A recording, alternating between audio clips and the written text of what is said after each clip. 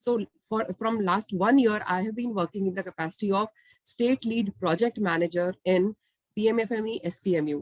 तो जब मैं अभी जैसे कि किसी भी योजना के क्रियान्वयन के लिए एक प्रबंधन इकाइयां बनाई जाती हैं, जो उत्तराखंड की प्रबंधन इकाई है, मैं उसमें स्टेट लीड हूँ। और इसके बारे में मैं अभी आपको और थोड़ा डिटेल में बताऊंगी जैसे ही हमारा प्रोजेक्ट मैं डिस्कशन स्टार्ट करूंगी अपना पीपीटी का। तो जैसे मैं अपना पीपीटी स्टार्ट करूंगी वैसे ही आई विल आल्सो शेयर कि ये क्या स्कीम है, कैसे है, और हम लोग उस स्कीम में कहाँ फिट होते हैं। तो ऐसा नहीं है कि आज की जो टॉक है वो सिर्फ एक वर्बल टॉक है। If you want to continue it and you want to really go for entrepreneurship, और आप कुछ देख रहे हैं किसी भी स्तर पर उत्तराखंड में करना चाहते हैं खाद्य प्रसंस्करण का कार्य, फूड प्रोसेसिंग का काम, तो this scheme is for you. And so with that, I will start with my presentation. So Aditya, I'll share my presentation screen and we'll go ahead with that. जी, and just for okay? background, हाँ जी, Yeah. just for background, जो भी लोग join कर रहे हैं, जिनका मैंने देखा जब ज्वाइन करते समय, a lot of them come from the existing food processing background. Already कुछ ना कुछ चल रहा है उनका उद्यम में, ठीक है? प्लीज आप शुरू कीजिए। Okay. So that's really great कि अगर ऑडियंस ऐसे है हमारे पास जो इस चीज को अच्छे से समझेगी भी। तो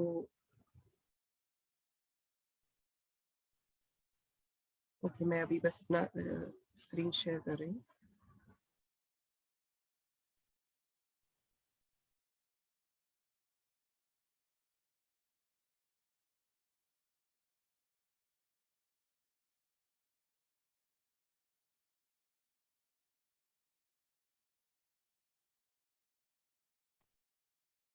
Is my screen visible now?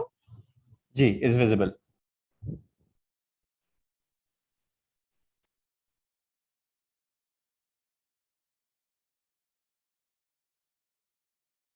Full screen mode आ गया है? हाँ जी, फुल स्क्रीन मोड पे है। ओके ओके, तो देखिए मैंने प्रेजेंटेशन इंग्लिश में बनाया है इसलिए कि बट हम सारी बातें हिंदी में करेंगे, इंग्लिश में मिक्स करेंगे, ज्यादातर हिंदी में ही बात करेंगे, पर प्रेजेंटेशन हिंदी इंग्लिश में इसलिए बनाया है ईज के लिए, क्योंकि कई बार क्या होता है जैसे हमने देखा है कि हम पीपीटी बना लेते हैं, फिर उसके फॉन्ट जो होते हैं हिंदी फॉन्ट होते हैं वो कई जगह कुछ और बन जाते हैं, तो इसलिए प्रेजेंटेशन अभी इंग्लिश में है। और अगर किसी को बाद में चाहिए होगा तो I will also share the links कि कहाँ पर आप हिंदी का मटेरियल भी इसमें एक्सेस कर सकते हैं। This will be a very exhaustive discussion on this particular scheme and how you can take benefit from it. तो इसको स्टार्ट करते हैं। तो सबसे पहले जो ये स्कीम का नाम है, स्कीम का नाम है prime minister formalisation of micro food processing enterprises, और हिंदी में अगर कहें तो प्रधानमंत्री सूक्ष्म खाद्य उद्यम उन्नयन योजना। प्रमोशन जो जिसे कहते हैं ना उन्नयन, मतलब हम उसका विकास करना चाहते हैं। तो सूक्ष्म, और बेसिकली आप माइक्रो से इसके नाम से ही विदित है, आप नाम से ही समझ रहे हैं कि माइक्रो का अर्थ है कि जैसे कि आपने एमएसएमई की अभी नई जो डेफिनेशन है उसके हिसाब से माइक्रो वो है जिनका जो 2 करोड़ से नीचे आते हैं, वो सब माइक्रो एंटरप्राइजेस है। तो ये 2 करोड़ से जो भी नीचे का एंटरप्राइज लगाना चाहते हैं वो लोग सब इसमें अपने लिए स्कीम में इसमें आप एप्लीकेंट बन सकते हैं। तो ये जो स्कीम है बेसिकली देखिए, और मैं बोल रही थी कि काफी कुछ नाम में ही होता है। तो जैसे फॉर्मलाइजेशन से जब हम बात कर रहे हैं, अभी हम देखें तो जो ये जो स्कीम है ये फोकस कर रही है कि हमारे पास जो ऑलरेडी एग्जिस्टिंग हमारे पास फूड प्रोसेसिंग यूनिट्स हैं, जो हमारे पास स्मॉल फूड प्रोसेसिंग यूनिट्स हैं, वो रजिस्टर्ड नहीं होते हैं, किसी भी संस्था से रजिस्टर्ड नहीं होते हैं, उनके पास एफएसआई लाइसेंस नहीं होता है और जीएसटी नहीं है या किसी भी तरह का फॉर्मलाइजेशन नहीं है, बेसिकली वो ऑन पेपर एग्जिस्ट नहीं करते हैं। तो इन सबको फॉर्मलाइज करना, क्योंकि जब हम फॉर्मलाइज करेंगे तभी हम उन्हें फाइनेंशियल, टेक्निकल और बिजनेस सपोर्ट दे पाएंगे, अपग्रेडेशन के लिए भी और नए लगाने के लिए भी। तो बेसिकली स्कीम का एजेंडा ही यही था कि हम किस तरह से माइक्रो एंटरप्रेन्योर्स को इस तरह के सपोर्ट दे। तो और अगर हम थोड़ा सा इस योजना की पृष्ठभूमि पे जाएं तो हमारा जो आप समझते ही हैं कि हमारे कंट्री में लगभग 25 लाख जो है असंगठित या फिर कह सकते हैं कि अनऑर्गेनाइज्ड फूड प्रोसेसिंग यूनिट्स हैं, जो कि कंट्रीब्यूट हमारे तो अगर हम देखें तो उसमें 74% पीपल जो है एम्प्लॉयड हैं, और इस 74% के भी 1/3 जो है दे आर वुमेन। और इन ये सारी जो यूनिट्स हैं इनमें से 66% यूनिट्स जो है वो सब रूरल एरियाज में है और सब फैमिली बेस्ड पे है। तो आजकल जो सरकार है या फिर आजकल जिस तरह से हम बात करते हैं और जो कि शायद मोटो है आजकल, आत्मनिर्भर भारत का मोटो है, तो हम आत्मनिर्भर कैसे बनेंगे? हम आत्मनिर्भर ऐसे बनेंगे कि जब हम एम्प्लॉयमेंट जनरेटर बनेंगे। तो इसी तरह से एम्प्लॉयमेंट जनरेशन को बढ़ाने के लिए और रूरल माइग्रेशन को रोकने के लिए ये पर्टिकुलरली ये स्कीम है और माइक्रो एंटरप्राइजेस को ये फोकस करती है। और इसका एक और इम्पॉर्टेंट रीजन ये भी है स्कीम को पर्टिकुलरली लॉन्च करने का कि पोस्ट हार्वेस्ट लॉसेस, मतलब कि तुड़ाई उपरांत जो हमारे लॉस होते हैं, खासकर की खाद्य वाली चीजों में, जैसे हमारे एग्री प्रोडक्ट्स है, हमारे हॉटी प्रोडक्ट्स है, हॉटी में हमारा साग, हमारी सब्जियां, हमारे फल, हमारे फूल, ये सब आता है। परंतु इस स्कीम में हम सिर्फ और सिर्फ उन पर्टिकुलर प्रोडक्ट्स की बात करते हैं जो कि खाने योग्य है। मतलब अगर हम ये कहें कि जैसे हॉर्टिकल्चर में तो फ्लावर्स भी आते हैं, तो अगर हम एसेंस बनाते हैं, अगर एसेंस आप खाने में डाल रहे हैं तो चलेगा, बट अगर आप कॉस्मेटिक्स के लिए बनाते हैं या फिर आप किसी और तरह का एस्थेटिकली बनाते हैं तो वो इसमें कवर नहीं होता है। इसमें सिर्फ और सिर्फ वो प्रोडक्ट्स कवर हैं जो हम कंज्यूम कर सकते हैं, ह्यूमंस कंज्यूम कर सकते हैं, और वही इस प्रोडक्ट्स इसमें यूज इस स्कीम में लिए गए हैं। तो जैसा कि हम बात कर रहे थे कि अनऑर्गेनाइज सेक्टर है इसमें और उसके पास पोस्ट हार्वेस्ट अगर हमारे पास प्रोड्यूस है तो उसको प्रोसेस करने के लिए ज्यादा कुछ सपोर्ट नहीं है।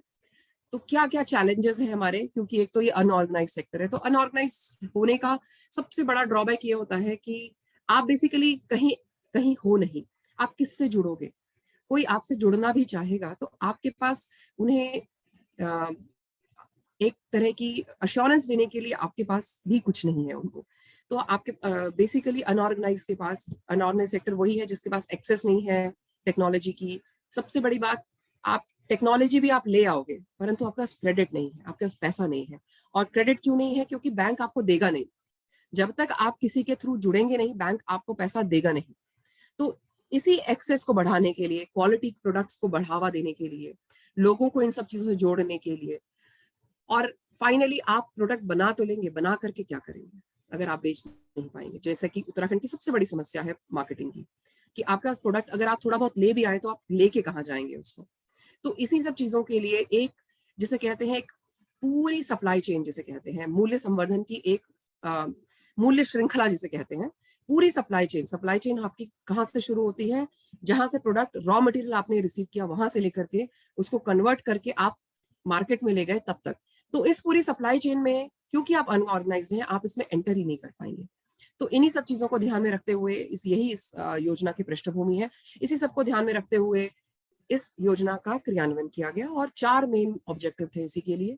एक, पहला, हम क्रेडिट जो देना चाहते हैं लोगों को उसकी एक्सेस थोड़ा बढ़ा दें। सारे ग्रुप्स को हम इसमें जोड़ें, एसएचजीज को, जो हमारे स्वयं सहायता समूह हैं, हमारे सहकारिता समिति हैं, हमारे प्रोड्यूसर कोऑपरेटिव्स हैं, और अब आजकल जैसे एफपीओज पे भारत सरकार का काफी जोर है तो एफपीओज हैं। तो इन सब को हम इससे स्कीम से जोड़ें। फिर हम क्षमता निर्माण करें, कैपेसिटी बिल्डिंग करें, टेक्निकल नॉलेज करें, उन्हें ट्रेनिंग दें, हैंड होल्डिंग सपोर्ट दें। तो ये सब चीज इसमें किया जाए और अल्टीमेटली जब हम संगठित को असंगठित जो है हमारे असंगठित को हम संगठित कर लें तो उसके बाद हम उन्हें मूल्य श्रृंखला से जोड़ें और एक अच्छा बड़ा ब्रांड डेवलप करें।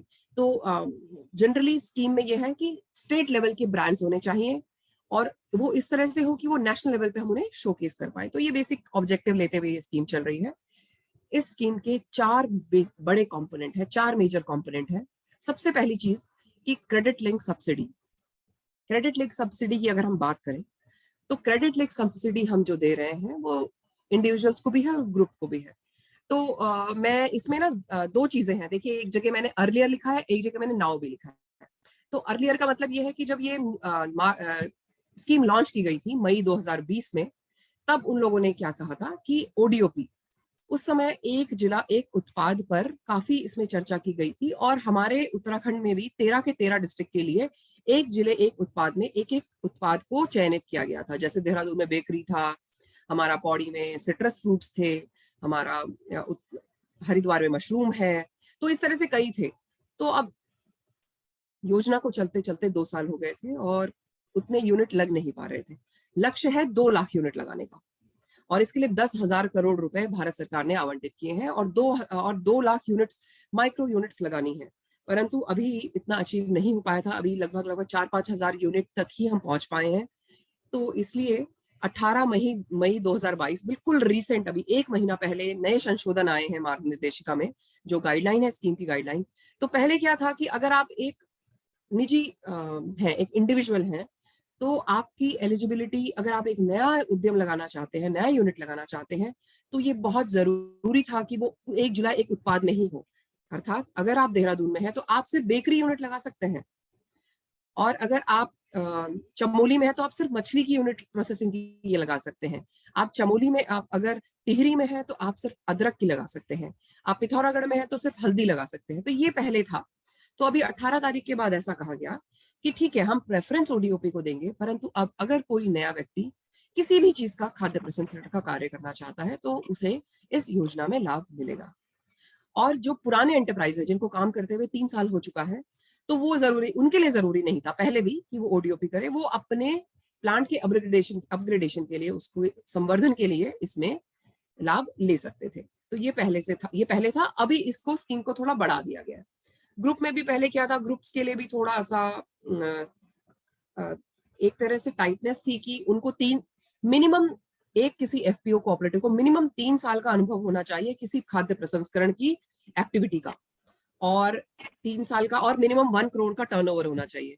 तो हमने कई बार मिनिस्ट्री को लिखा भी कि देखिए, उत्तराखंड राज्य में इतना भी बहुत नया है, अभी ये कॉन्सेप्ट ही यहाँ पे स्टैब्लिश होना स्टार्ट हुआ है। हमारे यहाँ तो ऐसे एफपीओज ही नहीं है, ऐसे कोऑपरेटिव ही नहीं है कि जिनका इतना बड़ा टर्नओवर हो। फिर फूड प्रोसेसिंग में भी इतने कोऑपरेटिव नहीं है।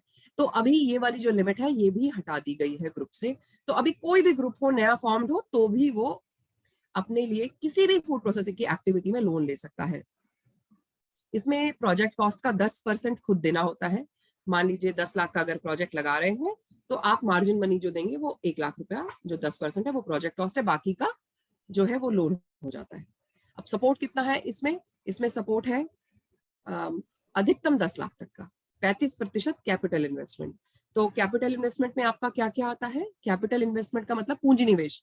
पूंजी मतलब जो आपको बार बार रिटर्न देती है, रॉ मटेरियल्स नहीं। जैसे अगर आपने अचार बनाना है तो आपने सब्जियां वगैरह खरीदी, तो वो नहीं, वो तो वर्किंग कैपिटल है, वो आपकी बार बार यूज होती है। परंतु जो मशीन जिसमें आप काट रहे हैं, जिसमें ब्लेंड कर रहे हैं, या जिससे मसाला पीस रहे हैं, वो वाले पल्वराइजर, तो ये सब जो चीजें हैं ये सब आपके कैपिटल इन्वेस्टमेंट में आती हैं। आप शेड बना रहे हैं, जो उसमें भी सिविल वर्क नहीं होना चाहिए। आप अगर जो वेयरहाउस शेड बना रहे हैं वो वाला इसमें इंक्लूड होता है। अधिकतम 10 लाख इसकी सीमा है। पहले ग्रुप्स के लिए कोई सीमा नहीं थी, परंतु अब ग्रुप्स के लिए भी 10 लाख की सीमा तय कर दी गई है। और अप्रूवल जो है वो ऐसा, जो इंडिविजुअल्स हैं उनका क्या, उनकी सारा का सारा सिस्टम ऑनलाइन है। ऑनलाइन एप्लीकेशन आती है, स्टेट नोडल एजेंसी अप्रूव करती है, और सब्सिडी 2-3 दिन में ही खाते में आ जाती है। और ये फ्रंट एंडेड सब्सिडी है, मतलब कि जैसे ही आपका लोन पास होगा वैसे ही सब्सिडी अकाउंट में आ जाती है, परंतु 3 साल बाद वो आपके अकाउंट में एडजस्ट होगी, क्योंकि 3 साल का लॉक इन पीरियड है। 3 साल तक आपको अपना लोन ढंग से चुकाना है, अपनी यूनिट को फंक्शनल रखना है। जब आप ऐसा करेंगे तो आपका लोन में आपकी सब्सिडी एडजस्ट हो जाएगी। तो ये इसमें इंडिविजुअल सपोर्ट में और ग्रुप सपोर्ट में सेम चीज आपकी आती है। सॉरी डॉक्टर नवानी, हाँ, आप वो वाला सेक्शन फिर से एक्सप्लेन करेंगी जो आपने बताया कि कैसे एडजस्ट होता है ओवर अ 3 ईयर पीरियड? अच्छा, ठीक है। मैं एक्चुअली, देखिए, वैसे ये वाला जो लोन वाला पार्ट है, ये अगर मैं आगे जब पूरा प्रोसेस है उसमें बात करूं तो चलेगा? तब मैं उसको और डिटेल में बता दूंगी। जी चलेगा, थैंक यू सो मच। तो अभी I am just looking at the components, because components एक बार कवर हो जाए कि किस किस के लोग, कौन कौन से लोग इसमें जुड़ सकते हैं, क्या कर सकते हैं। तो उसके बाद जब ये हो जाएगा तो मैं फिर एप्लीकेशन का क्या प्रोसेस है, आप लोग कहाँ पे क्या करेंगे, कैसे करेंगे, वो सब मैं इसमें ले लूंगी। ठीक है जी, तो अभी जैसे दूसरा है इसमें, अब मान लीजिए जैसा कि मैंने कहा, क्रेडिट लिंक सब्सिडी जो दी जा रही है या जो लोन है वो बेसिकली प्रोसेसिंग के लिए है। ये आपका इसमें प्रोसेसिंग मतलब आप वैल्यू एडिशन कर रहे हो। आप इसमें ये नहीं है कि आपने कोई सामान खरीदा, पैक किया और बेच दिया, नहीं, आपने उसको कन्वर्ट किया किसी चीज में। जैसे कि अगर मैंने, इसमें आटा नहीं आता है, मिलेट्स वाला आटा आता है, आटा गेहूं और चावल का आटा नहीं आता है इसमें। बाकी आप अगर हल्दी बनाना चाहते हैं, मान लीजिए सूखी हल्दी है, आपने हल्दी पीसी, तो हल्दी का आपने पाउडर बनाया, हल्दी का पाउडर आपने खुला नहीं बेचना है, आप उसे किसी तरह की भी पन्नी की पैकेजिंग में कुछ भी अपना नाम वगैरह लगा करके जब आप बेच रहे हैं, तभी आप इस योजना में जुड़ सकते हैं। आपने खुदरा नहीं करना है कुछ। तो ये एक इसका ऑब्लिगेशन है। परंतु जो ये इसमें एक और कंपोनेंट है कॉमन इंफ्रास्ट्रक्चर का, कॉमन इंफ्रास्ट्रक्चर और इंक्यूबेशन सेंटर का एक और कंपोनेंट है। तो इसमें क्या होता है, इसमें आप किसी भी एग्रीकल्चर प्रोड्यूस का सॉर्टिंग ग्रेडिंग भी करने के लिए एक वेयरहाउस बनाने के लिए भी ले सकते हैं।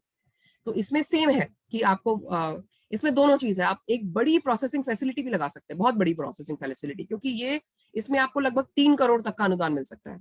अगर कोई लगाना चाहता है, कोई ग्रुप है, कोई पहले तो सिर्फ ग्रुप्स वगैरह के लिए था, अब तो कोई प्राइवेट एंटिटी भी इसमें जुड़ सकती है, ऐसा कुछ नहीं है, प्राइवेट एंटिटी भी ले सकती है। तो इसमें plant machinery, technical civil work, और आप वो इसमें लैंड का कॉस्ट इंक्लूडेड नहीं है, पर इसमें आप किसी भी तरह की सॉर्टिंग ग्रेडिंग यूनिट भी लगा सकते हैं। अधिक 35% का सीलिंग है, अधिकतम 3 करोड़ तक का, और प्रोजेक्ट कॉस्ट 10 करोड़ तक के हो सकते हैं। एक चीज अच्छी इसमें यह है कि आप अलग तरह की गवर्नमेंट स्पॉन्सर्ड स्कीम को भी इसका क्लब कर सकते हैं। जैसे आपने सुना होगा एक AIF स्कीम है एग्रीकल्चर की, एग्रीकल्चर इंफ्रास्ट्रक्चर फंड, जिसमें 3% का इंटरेस्ट सबवेंशन दिया जाता है। तो मान लीजिए आप कॉमन इंफ्रास्ट्रक्चर में आप ले रहे हैं PMFME में, और बैंक में आप AIF में भी अप्लाई कर दें, तो जैसे अभी 9 से 11% का इंटरेस्ट रेट चलता है स्कीम में, तो आपको 3% कम मिल जाएगा, ये वाला आपके साथ टॉपअप मिल जाएगा आपको AIF का कॉमन इंफ्रास्ट्रक्चर में। तो ये इसकी बहुत अच्छी बात है इस वाली पर्टिकुलर स्कीम की, कि कॉमन इंफ्रास्ट्रक्चर। और इंक्यूबेशन सेंटर क्या होते हैं, इंक्यूबेशन सेंटर आप अपने वाले नहीं समझिए जो बिजनेस सेंस में होते हैं, योजना में इंक्यूबेशन सेंटर का बिल्कुल डिफरेंट अर्थ है।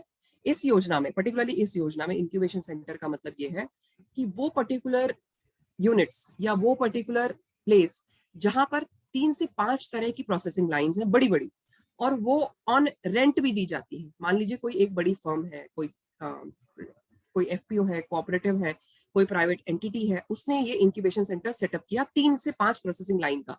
ये 3 से 5 प्रोसेसिंग लाइन कोई भी हो सकती है। मान लीजिए एक लाइन में वो स्पाइस प्रोसेस कर रहा है, एक तरफ कैनिंग हो रही है, एक तरफ आप जूसेस बना रहे हैं, बेवरेजेस बना रहे हैं। तो इस तरह से आपकी 3-4 प्रोसेसिंग लाइन है, और ये बड़ी लाइंस होती हैं। एक दिन में 3 से 5 मेट्रिक टन, 1 से 2 मेट्रिक टन का प्रोडक्शन की लाइंस होती हैं। और ये आप लीज पे भी दे सकते हो, कि जैसे आपने कोई और फर्म है जिसके पास प्रोडक्ट है, उसके पास जगह नहीं है, तो वो आकर के आपके यहाँ पे बनाए, अपना पैकेजिंग करे और ले जाए। तो लीज पे भी दी जाते हैं ये इंक्यूबेशन सेंटर। तो ये इंक्यूबेशन सेंटर वो वाले इंक्यूबेशन सेंटर है। तो इनमें हम कोल्ड स्टोरेज भी लगा सकते हैं हम इंक्यूबेशन सेंटर में, और हम कॉमन इंफ्रास्ट्रक्चर में प्राइमरी सॉर्टिंग ग्रेडिंग से आप ये समझिए कि प्राइमरी सॉर्टिंग ग्रेडिंग मतलब मान लीजिए जैसे एप्पल है, तो एप्पल A B C 3 तरह का होता है उत्तरकाशी में जैसे, तो अब आपकी वो ऐसे सॉर्टर लगते हैं, तो वो स्पेसिफिक ग्रेविटी वाइज चेंज कर देते हैं, बड़े बड़े अलग हो जाते हैं, छोटे अलग हो जाते हैं, या दालों वगैरह में भी सॉर्टिंग ग्रेडिंग के लिए। तो इस तरह के प्रोडक्ट वो इसमें यूज होते हैं। तो ये कॉमन इंफ्रास्ट्रक्चर एक इसका है। तीसरा इसका मार्केटिंग एंड ब्रांडिंग है। मार्केटिंग एंड ब्रांडिंग जो है, मैं जरूर चाहूंगी कि इसमें ये इस हमारे राज्य में कोई इस पर्टिकुलर कंपोनेंट का लाभ जरूर ले। इसमें क्या है, पूरे प्रोजेक्ट कॉस्ट का 50% जो है वो केंद्र सरकार का अनुदान है। मान लीजिए आप एक प्रोजेक्ट बनाते हैं अपनी प्रमोशन का 50 लाख का, तो 25 लाख डायरेक्टली आपको गवर्नमेंट इसमें प्रोवाइड करेगी। अभी मैं आपको ये बताती हूँ कि इनमें कौन कौन सी चीजें इंक्लूड होती है इसमें। जैसे आपने प्रोजेक्ट बनाया, एक तो DPR अगर आपको बनानी है, डिटेल प्रोजेक्ट रिपोर्ट बनानी है मार्केटिंग एंड ब्रांडिंग सपोर्ट के लिए। अच्छा, इसमें एक चीज ये ध्यान देने जैसे है कि ये वही लोग ले सकते हैं जो पहले से प्रोडक्ट बना रहे हैं। ऑब्वियसली वो अपना प्रोडक्ट को और बड़े मार्केट में लॉन्च करना चाहते हैं, अपना ब्रांड डेवलप करना चाहते हैं। तो हो सकता है, जरूरी नहीं है कि आपने अभी जो नाम रखा हुआ है उसी नाम से आपको चलाना है। आप अपना अच्छा नाम डेवलप करना चाहते हैं, उसके लिए सर्टेन एक्टिविटीज आप अंडरगो करना चाहते हैं। जैसे आप ग्राफिक डिजाइनिंग करना चाहते हैं, आपका प्रोडक्ट कैसा दिखेगा, आप उसकी पैकेजिंग डेवलप करना चाहते हैं, लिस्टिंग, आप उसका प्रोडक्ट का स्टैंडर्डाइजेशन कराना चाहते हैं। मान लीजिए आपको टेस्टिंग करानी है अपने प्रोडक्ट की, ताकि आप उसका FSI वगैरह लाइसेंस जब लेंगे तो आपका प्रोडक्ट स्टैंडर्डाइज हो जाए। फिर आपके SK यूनिट्स हैं, तो इनको जब लिस्टिंग कॉस्ट हमारी क्या है, मान लीजिए आपने बड़े बड़े रिटेल आउटलेट्स को आपको टारगेट करना है। मान लीजिए आप अपना प्रोडक्ट बिग बाजार में रखना चाहते हैं, आप पतंजलि के स्टोर में रखना चाहते हैं, या फिर आप अपने स्पेंसर्स हैं, या इस तरह के कोई भी रिटेल यूनिट्स हैं जहां पे आप अपना प्रोडक्ट रखना चाहते हैं। तो जो भी मार्केटिंग करता होगा, ब्रांडिंग, जो भी अपना माल इस तरह से बेचता है, वो जानता है कि ये बहुत बड़ी कॉस्ट होती है, एक एक 2-2 लाख रुपए लगते हैं एक एक SKU रखने के। तो इस लिस्टिंग कॉस्ट को भी इस प्रोजेक्ट में आप इंक्लूड कर सकते हैं कि मान लीजिए मेरा प्रोडक्ट है, मुझे मार्केटिंग करनी है और इस पर्टिकुलर ब्रांड में मैं बेचना चाहता हूँ, इस पर्टिकुलर स्टोर में मैं रखना चाहता हूँ, तो उसकी लिस्टिंग कॉस्ट को भी इस प्रोजेक्ट में इंक्लूड किया जा रहा है। आपके साथ मान लीजिए आपके पास कोई मैन पावर है, आप उस मैन पावर को ट्रेन करना चाहते हैं, वो भी इसमें इंक्लूडेड है। अगर आप कुछ मार्केटिंग या ब्रांडिंग का कुछ उससे करवाना चाहते हैं, पढ़वाना चाहते हैं, ये सब इस प्रोजेक्ट कॉस्ट में आएगा। और इस प्रोजेक्ट को बनाने की जो डिटेल प्रोजेक्ट रिपोर्ट है, उसके लिए भी लगभग 5 लाख रुपए तक का अनुदान भारत सरकार देगी, ये रिपोर्ट बनाने के लिए भी। अगर आप इसमें अप्लाई करते हैं और आप सिलेक्ट होते हैं, तो अगर आप रिपोर्ट बनाना चाहते हैं तो उसके लिए भी 5 लाख रुपए आपको मिलेंगे, और ये सारी एक्टिविटीज इसमें कवर होंगी। और फिर आप प्रोडक्ट को फिर उस तरह से लॉन्च किया जाएगा। पूरा पूरा सपोर्ट इसमें आपको इसमें गवर्नमेंट की तरफ से और स्टेट की तरफ से मिलेगा। और फिर ये लास्ट प्लीज अपने आप को म्यूट करिए और लोग की जो हैं। अच्छा, अब हम फोर्थ कंपोनेंट पे आते हैं, क्योंकि कई बार क्या होता है बैंक से जो रिजेक्शन है, देखिए बैंक से कई बार रिजेक्शन हमारे अभी भी हुए हैं, कई सारे रिजेक्शन हुए हैं। उनमें एक रीजन ये भी होता है कि जो लाभार्थी है, जो बेनिफिशियरी है, उसको अनुभव नहीं है। पुराने यूनिट्स को फिर भी इजीली मिल जाता है कि वो अपग्रेडेशन करना चाहते हैं, तो ठीक है, आप अपग्रेड कर लीजिए, ले लीजिए लोन। परंतु अगर एक नया यूनिट है, तो बैंक कई बार कहती है कि वायबल नहीं है, इसको इसका एक्सपीरियंस नहीं है। तो इसी चीज को ध्यान में रखते हुए कैपेसिटी बिल्डिंग के लिए इसमें इस स्कीम में बहुत डेडिकेटेड रिसोर्सेज और बहुत डेडिकेटेडली हमने इसमें इन्वॉल्व है स्कीम। इसमें कुछ तो मास्टर ट्रेनर्स हैं। मास्टर ट्रेनर्स वो हैं जो डोमेन एक्सपर्ट हैं, और एंटरप्राइज डेवलपमेंट प्रोग्राम जो होता है, एंटरप्राइज डेवलपमेंट जो होता है, उसके मास्टर ट्रेनर्स हैं। मैं खुद भी एंटरप्राइज डेवलपमेंट में मास्टर ट्रेनर हूँ स्कीम की।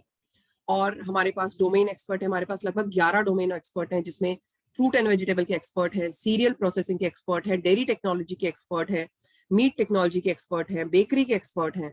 अब इसके बाद क्या होता है, मास्टर ट्रेनर तो वो है जो पूरे राज्य में है, परंतु सबका सब जगह पहुंच पाना संभव नहीं हो पाता है।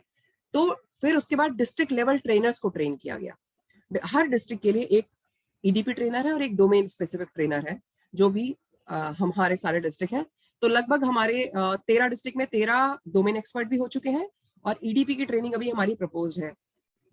फिर हमारे ट्रेनिंग हमने फिर इसमें बेनिफिशरीज हैं, जो भी लोग इसमें लोन लेंगे, जितने भी इसमें लोग आवेदन करेंगे, उन सब की ट्रेनिंग अनिवार्य है, बिल्कुल इसेंशियल है। 50 आवर्स की hands on offline training free, वो एसेंशियल है सारे ट्रेनर्स के इनके लिए जो बेनिफिशरीज हैं। फिर इसमें क्या किया गया कि देखिए, इतने सारे बेनिफिशियरीज, क्योंकि टारगेट इतना बड़ा है, तो सबकी ट्रेनिंग तो कोई एक पर्टिकुलर SLTI जैसे कहते हैं, SLTI जो बीच में लिखा है, SLTI मतलब है राज्य स्तरीय तकनीकी संस्थान, स्टेट लेवल टेक्निकल इंस्टीट्यूशन, जो कि उत्तराखंड के लिए पन्नगर यूनिवर्सिटी नामित है। जो हमारी गोविंद वल्लभ पंत यूनिवर्सिटी है, उसका जो फूड प्रोसेसिंग डिपार्टमेंट है, वो हमारा राज्य स्तरीय तकनीकी संस्थान है, जिनका काम होता है ट्रेनिंग देना। साथ ही साथ अगर किसी भी तरह का प्रोडक्ट डेवलप करना है, नया प्रोडक्ट डेवलप करना है, तो उन सब चीजों में हमें इसमें लाभ देते हैं। फिर दूसरा रोल आते हैं SNA। ये एक केंद्र सरकार की योजना है, परंतु इसको हर राज्य में इम्प्लीमेंट करने के लिए, क्रियान्वित करने के लिए एक पर्टिकुलर विभाग को चुना गया है। जैसे कई जगह है वहां पे, जैसे दिल्ली है, दिल्ली में जो उद्योग डिपार्टमेंट, डायरेक्टरेट ऑफ इंडस्ट्रीज है, उसको इसमें स्टेट नोडल एजेंसी बनाया गया है। परंतु हमारे ODOP जो थे, जो उत्तराखंड में है, 13 के 13 जिलों में, जो हमारे 13 जनपद हैं, उसमें 13 के 13 में से 11 जो है वो हॉर्टिकल्चर प्रोडक्ट्स थे। एक हमारा फिश था और एक हमारा एमरैंथस है, जो एग्रीकल्चर का प्रोडक्ट है। तो बेसिकली 13 में से जब 11 प्रोडक्ट जो हमारे हॉर्टिकल्चर के प्रोडक्ट्स थे, तो इसीलिए, और हॉर्टिकल्चर जो डिपार्टमेंट है उत्तराखंड का, उसका पूरा नाम ही है उद्यान एवं खाद्य प्रसंस्करण विभाग, department of horticulture and food processing. तो क्योंकि ये स्कीम ही इसलिए है, तो इसलिए उत्तराखंड में स्टेट नोडल एजेंसी जो है वो डिपार्टमेंट ऑफ फूड प्रोसेसिंग है। तो इसमें जो तो इनका काम, हमारा जो स्टेट नोडल एजेंसी है, उनका काम ये सब चीजों का समन्वय आपस में बिठाना है और ट्रेनिंग देना है। अब इसमें एक कंपोनेंट आप एक और दो देख रहे होंगे, 2 स्माइलीज, इसमें DRPs बने हैं, डिस्ट्रिक्ट रिसोर्स पर्सन। इनके बारे में मैं बहुत डिटेल में आपको बताऊंगी, क्योंकि ये इस पूरी स्कीम की बैकबोन है, रीढ़ की हड्डी है, और सबको सहायता देने के लिए ये डीआरपीज जो है इस पूरी स्कीम में इम्पैनल किए गए हैं। तो कंपोनेंट कंपोनेंट मैंने कवर कर लिए हैं। तो अब हम स्कीम की मोडालिटीज पे आ जाएंगे कि हमारा क्या क्या स्कीम है। तो देखिए, हमारे 4 घटक थे, 4 कंपोनेंट। एक हमारा, हम लोन ले सकते हैं जिसमें हम मैक्सिमम 10 लाख तक लोन ले सकते हैं, जिसमें हम सिर्फ फूड प्रोसेसिंग यूनिट्स लगाएंगे। दूसरा हमारा है कि अगर हम फूड प्रोसेसिंग नहीं लगाना चाहते, कोई बड़ा वेयर हाउस सेटअप करना चाहते हैं, 10 करोड़ तक का प्रोजेक्ट है, तो हम एक कॉमन इंफ्रास्ट्रक्चर बना सकते हैं, या बड़ी प्रोसेसिंग लाइन लगा के लीज पे देने के लिए इंक्यूबेशन सेंटर बना सकते हैं, मैक्सिमम 3 करोड़ तक के लिए।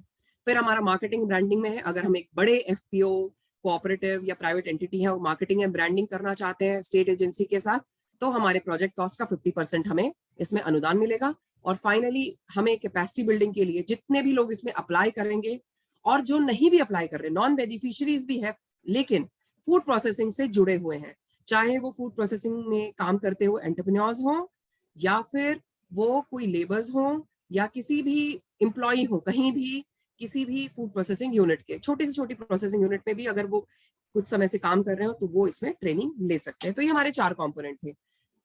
अब इसमें एक अलग कंपोनेंट है जो बेसिकली उन लोगों के लिए है, उन एसएचजीज के लिए है जो रजिस्टर्ड है state level, state urban livelihood mission में या स्टेट रूरल लाइवलीहुड मिशन में, जो कि एनआरएलएम है। उसमें अगर हमारे कोई भी एसएचजी अगर लिंक्ड है, तो उनको सीड कैपिटल मतलब कि वो पूंजी जिससे आप वर्किंग कैपिटल खरीदोगे, जैसे आपने औजार खरीद, थोड़े से मान लीजिए करछी है, बर्तन है, वो आपको खरीदना है, या फिर आपको रॉ मटेरियल खरीदना है, तो वो अगर आपको खरीदना है तो उसके लिए प्रत्येक मेंबर 40,000 रुपए तक का इसमें अनुदान है, इतना पैसा इसमें मिल सकता है। और प्रत्येक ग्रुप, अगर एक ग्रुप में 10 लोग हैं, तो मैक्सिमम 40 का मतलब मैक्सिमम ग्रुप में 4 ही लाख रुपए मिल सकते हैं, चाहे उसमें 20 मेंबर भी क्यों ना हो।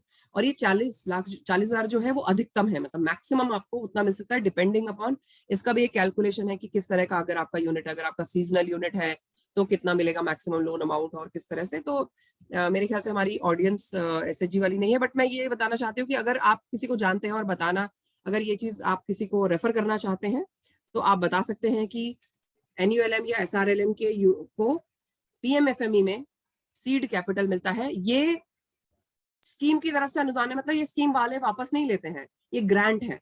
ये ग्रांट मिल जाती है एरिया लेवल फेडरेशंस को, विलेज लेवल ऑर्गेनाइजेशंस को, और वो फिर शायद 6% पे जो उनका अपना होता है ब्याज चलता है, तो उनको अपने में ही चुकाना होता है, ये स्कीम में वापस नहीं करना है उनको। तो ये जो 40,000 रुपए है, ये एनआरएलएम एसआरएलएम को दे दिए गए हैं। अभी जैसे उत्तराखंड में हम लगभग 1,17,00,000 रुपए हम इसमें डिस्ट्रीब्यूट कर चुके हैं, जिसमें हमारे 546 हमारे मेंबर्स हैं, और लगभग 250 एसएचजीज हैं। और जो हमारा अर्बन लाइवलीहुड मिशन है, इसमें हम 28 मेंबर्स के लिए मनी इसमें हम रिलीज कर चुके हैं। और सिमिलरली एसएचजी वाले, जैसे बताया ना, इंडिविजुअल्स की तरह ये लोग भी कर सकते हैं, अप्लाई कर सकते हैं। और ट्रेनिंग और हैंड होल्डिंग सपोर्ट सबको दिया जाएगा, और वो ट्रेनिंग और हैंड होल्डिंग सपोर्ट क्या है वो मैं नेक्स्ट स्लाइड में आपको बताती हूँ। देखिए, ये पूरी की पूरी जो योजना है, और ये जो पूरी की पूरी एप्लीकेशन है, सब कुछ इसमें ऑनलाइन है। ये मिनिस्ट्री ऑफ फूड प्रोसेसिंग में जो PMFME, देखिए ऊपर मैंने URL भी लिखा है, pmfme.mofpi.gov.in, ये URL है। इसमें जब आप जाएंगे तो ऊपर आपको वहां पर देखिए बहुत क्लियरली यहाँ पे दिख रहा है कि यहाँ पे लॉगिन, ये ब्लैक जहाँ पे है लॉगिन, आप लॉगिन पे अगर आप अपना कर्सर ले जाएंगे, तो लॉगिन पे कर्सर ले जाने के बाद वो क्लिक करेगा, आपको एप्लीकेंट लॉगिन या MIS लॉगिन देगा। MIS लॉगिन DRPs और स्टेट नोडल एजेंसी के लिए है, और नेशनल लेवल यूनिट के लिए है। एप्लीकेंट लॉगिन वो हुआ जैसे आप लोग हैं। तो जब आप उस पर क्लिक करेंगे तो आपका एक पेज खुलेगा, जिसमें आप देखेंगे, डालेंगे कि आप किस तरह के बेनिफिशियरी हैं, मतलब ग्रुप हैं कि इंडिविजुअल हैं। फिर आप अपना एक आईडी क्रिएट करेंगे, अपना पासवर्ड देंगे, फिर आपको मेल पर वो आईडी पासवर्ड आ जाएगा। उसके बाद आप इसमें लॉग इन करेंगे और अपना एप्लीकेशन इसमें आप भर सकते हैं। पूरी प्रोसेस जो इसमें है वो ऑनलाइन है, ये इसकी पूरी एप्लीकेशन प्रोसेस है। अब देखिए application, just a minute, I will have a sip of water please.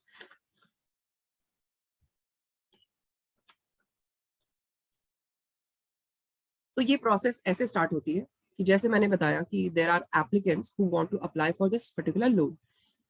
First column जो आपका एप्लीकेंट रजिस्ट्रेशन है। अब there are two type of people, एक तो वो है जो अवेयर है, टेक सेवी हैं, those who can fill the information, those who know about financial details, जिन्हें समझ में आता है कि कैसे करना है, कैसे भरना है। तो वो लोग तो एप्लीकेंट जो है वो इसमें आराम से अपना रजिस्ट्रेशन करके फिल कर देंगे और कर सकते हैं। लेकिन there are people who can't, और वो फर्स्ट स्टेज में भी लॉग इन नहीं कर पाएंगे। तो ऐसे लोगों के लिए there are district resource person, जो कि ब्लू थर्ड ब्लॉक है डीआरपी, डिस्ट्रिक्ट रिसोर्स पर्सन। तो ये डिस्ट्रिक्ट रिसोर्स पर्सन कौन लोग हैं? ये डिस्ट्रिक्ट रिसोर्स पर्सन जो है ये हैंड होल्डिंग सपोर्ट के लिए है। इनका क्या काम है?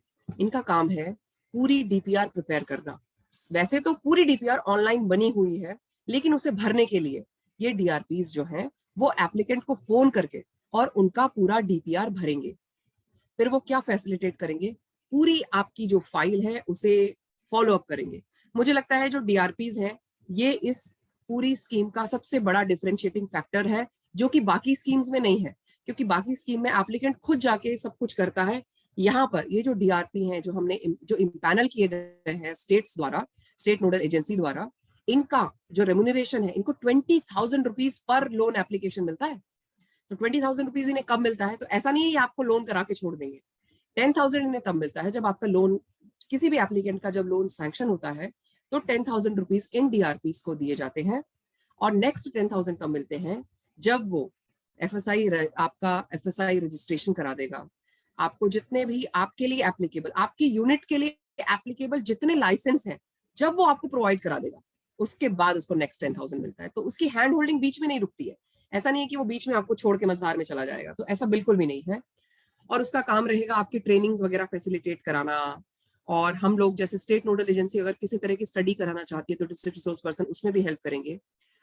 अब मैं ये भी बता दूं, शायद इसमें भी आप लोग मेरी ही हेल्प कर सकते हैं। ये डिस्ट्रिक्ट रिसोर्स पर्सन वो लोग हैं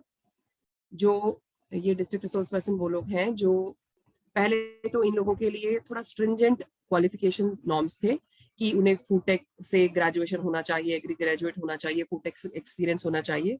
लेकिन अब केंद्र सरकार ने इसको थोड़ा रिलैक्स कर दिया है। अब डिस्ट्रिक्ट रिसोर्स पर्सन कोई भी वो पर्सन हो सकता है जिसको बैंकिंग रिलेटेड और सीए से के साथ काम किया हो, बैंक से रिलेटेड कुछ काम किया हो, फाइनेंस रिलेटेड काम किया हो, ग्रेजुएट हो और फूड प्रोसेसिंग का थोड़ा एक्सपीरियंस उसको हो।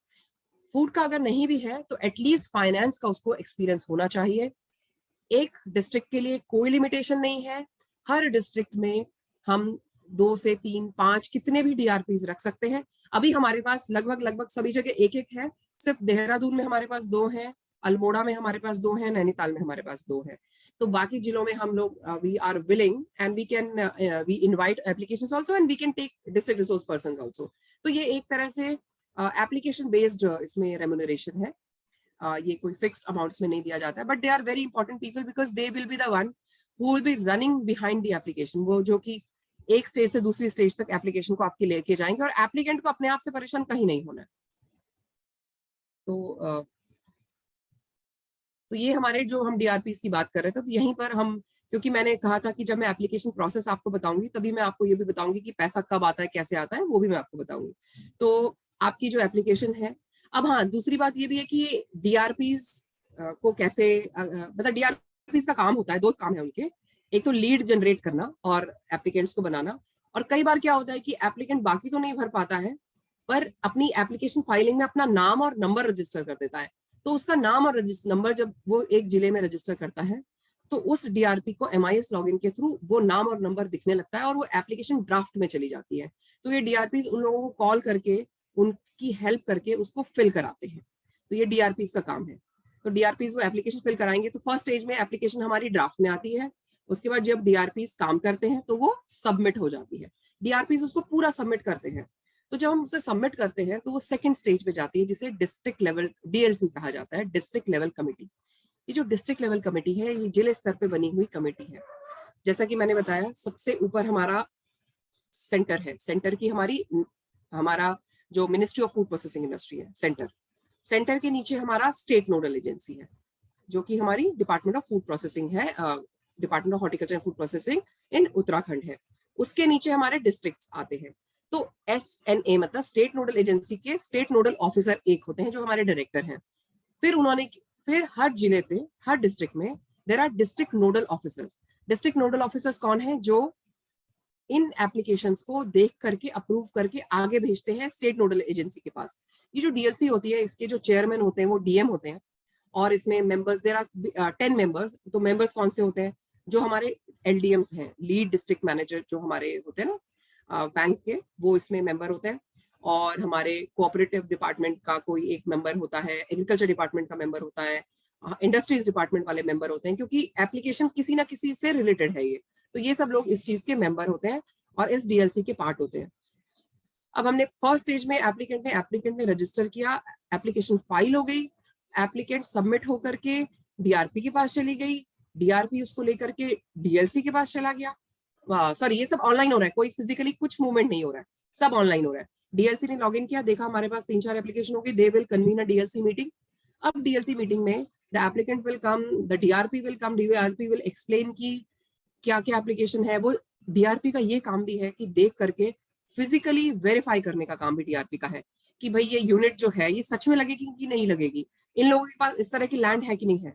वो जाके उनकी डॉक्यूमेंट्स भी वेरीफाई करता है कि ये डॉक्यूमेंट्स हैं कि नहीं है। तो डीआरपी वो सब अपलोड करता है, उनका आधार है, अगर अपनी लैंड नहीं है तो रेंटल एग्रीमेंट है, लीज एग्रीमेंट है, वो अपलोड करता है। और उसके बाद उनका आधार वगैरह वो सब डीआरपी देख करके पिक्चर्स की क्लिक करके और अपलोड करता है।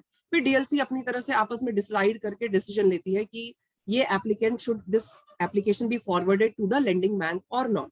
तो there are two things which happen, either the application gets rejected or gets approve. अगर अप्रूव हो जाती है तो लेंडिंग बैंक पे चली जाती है, रिजेक्ट हो जाती है तो फिर मतलब दैट स्टैंड्स कैंसल्ड।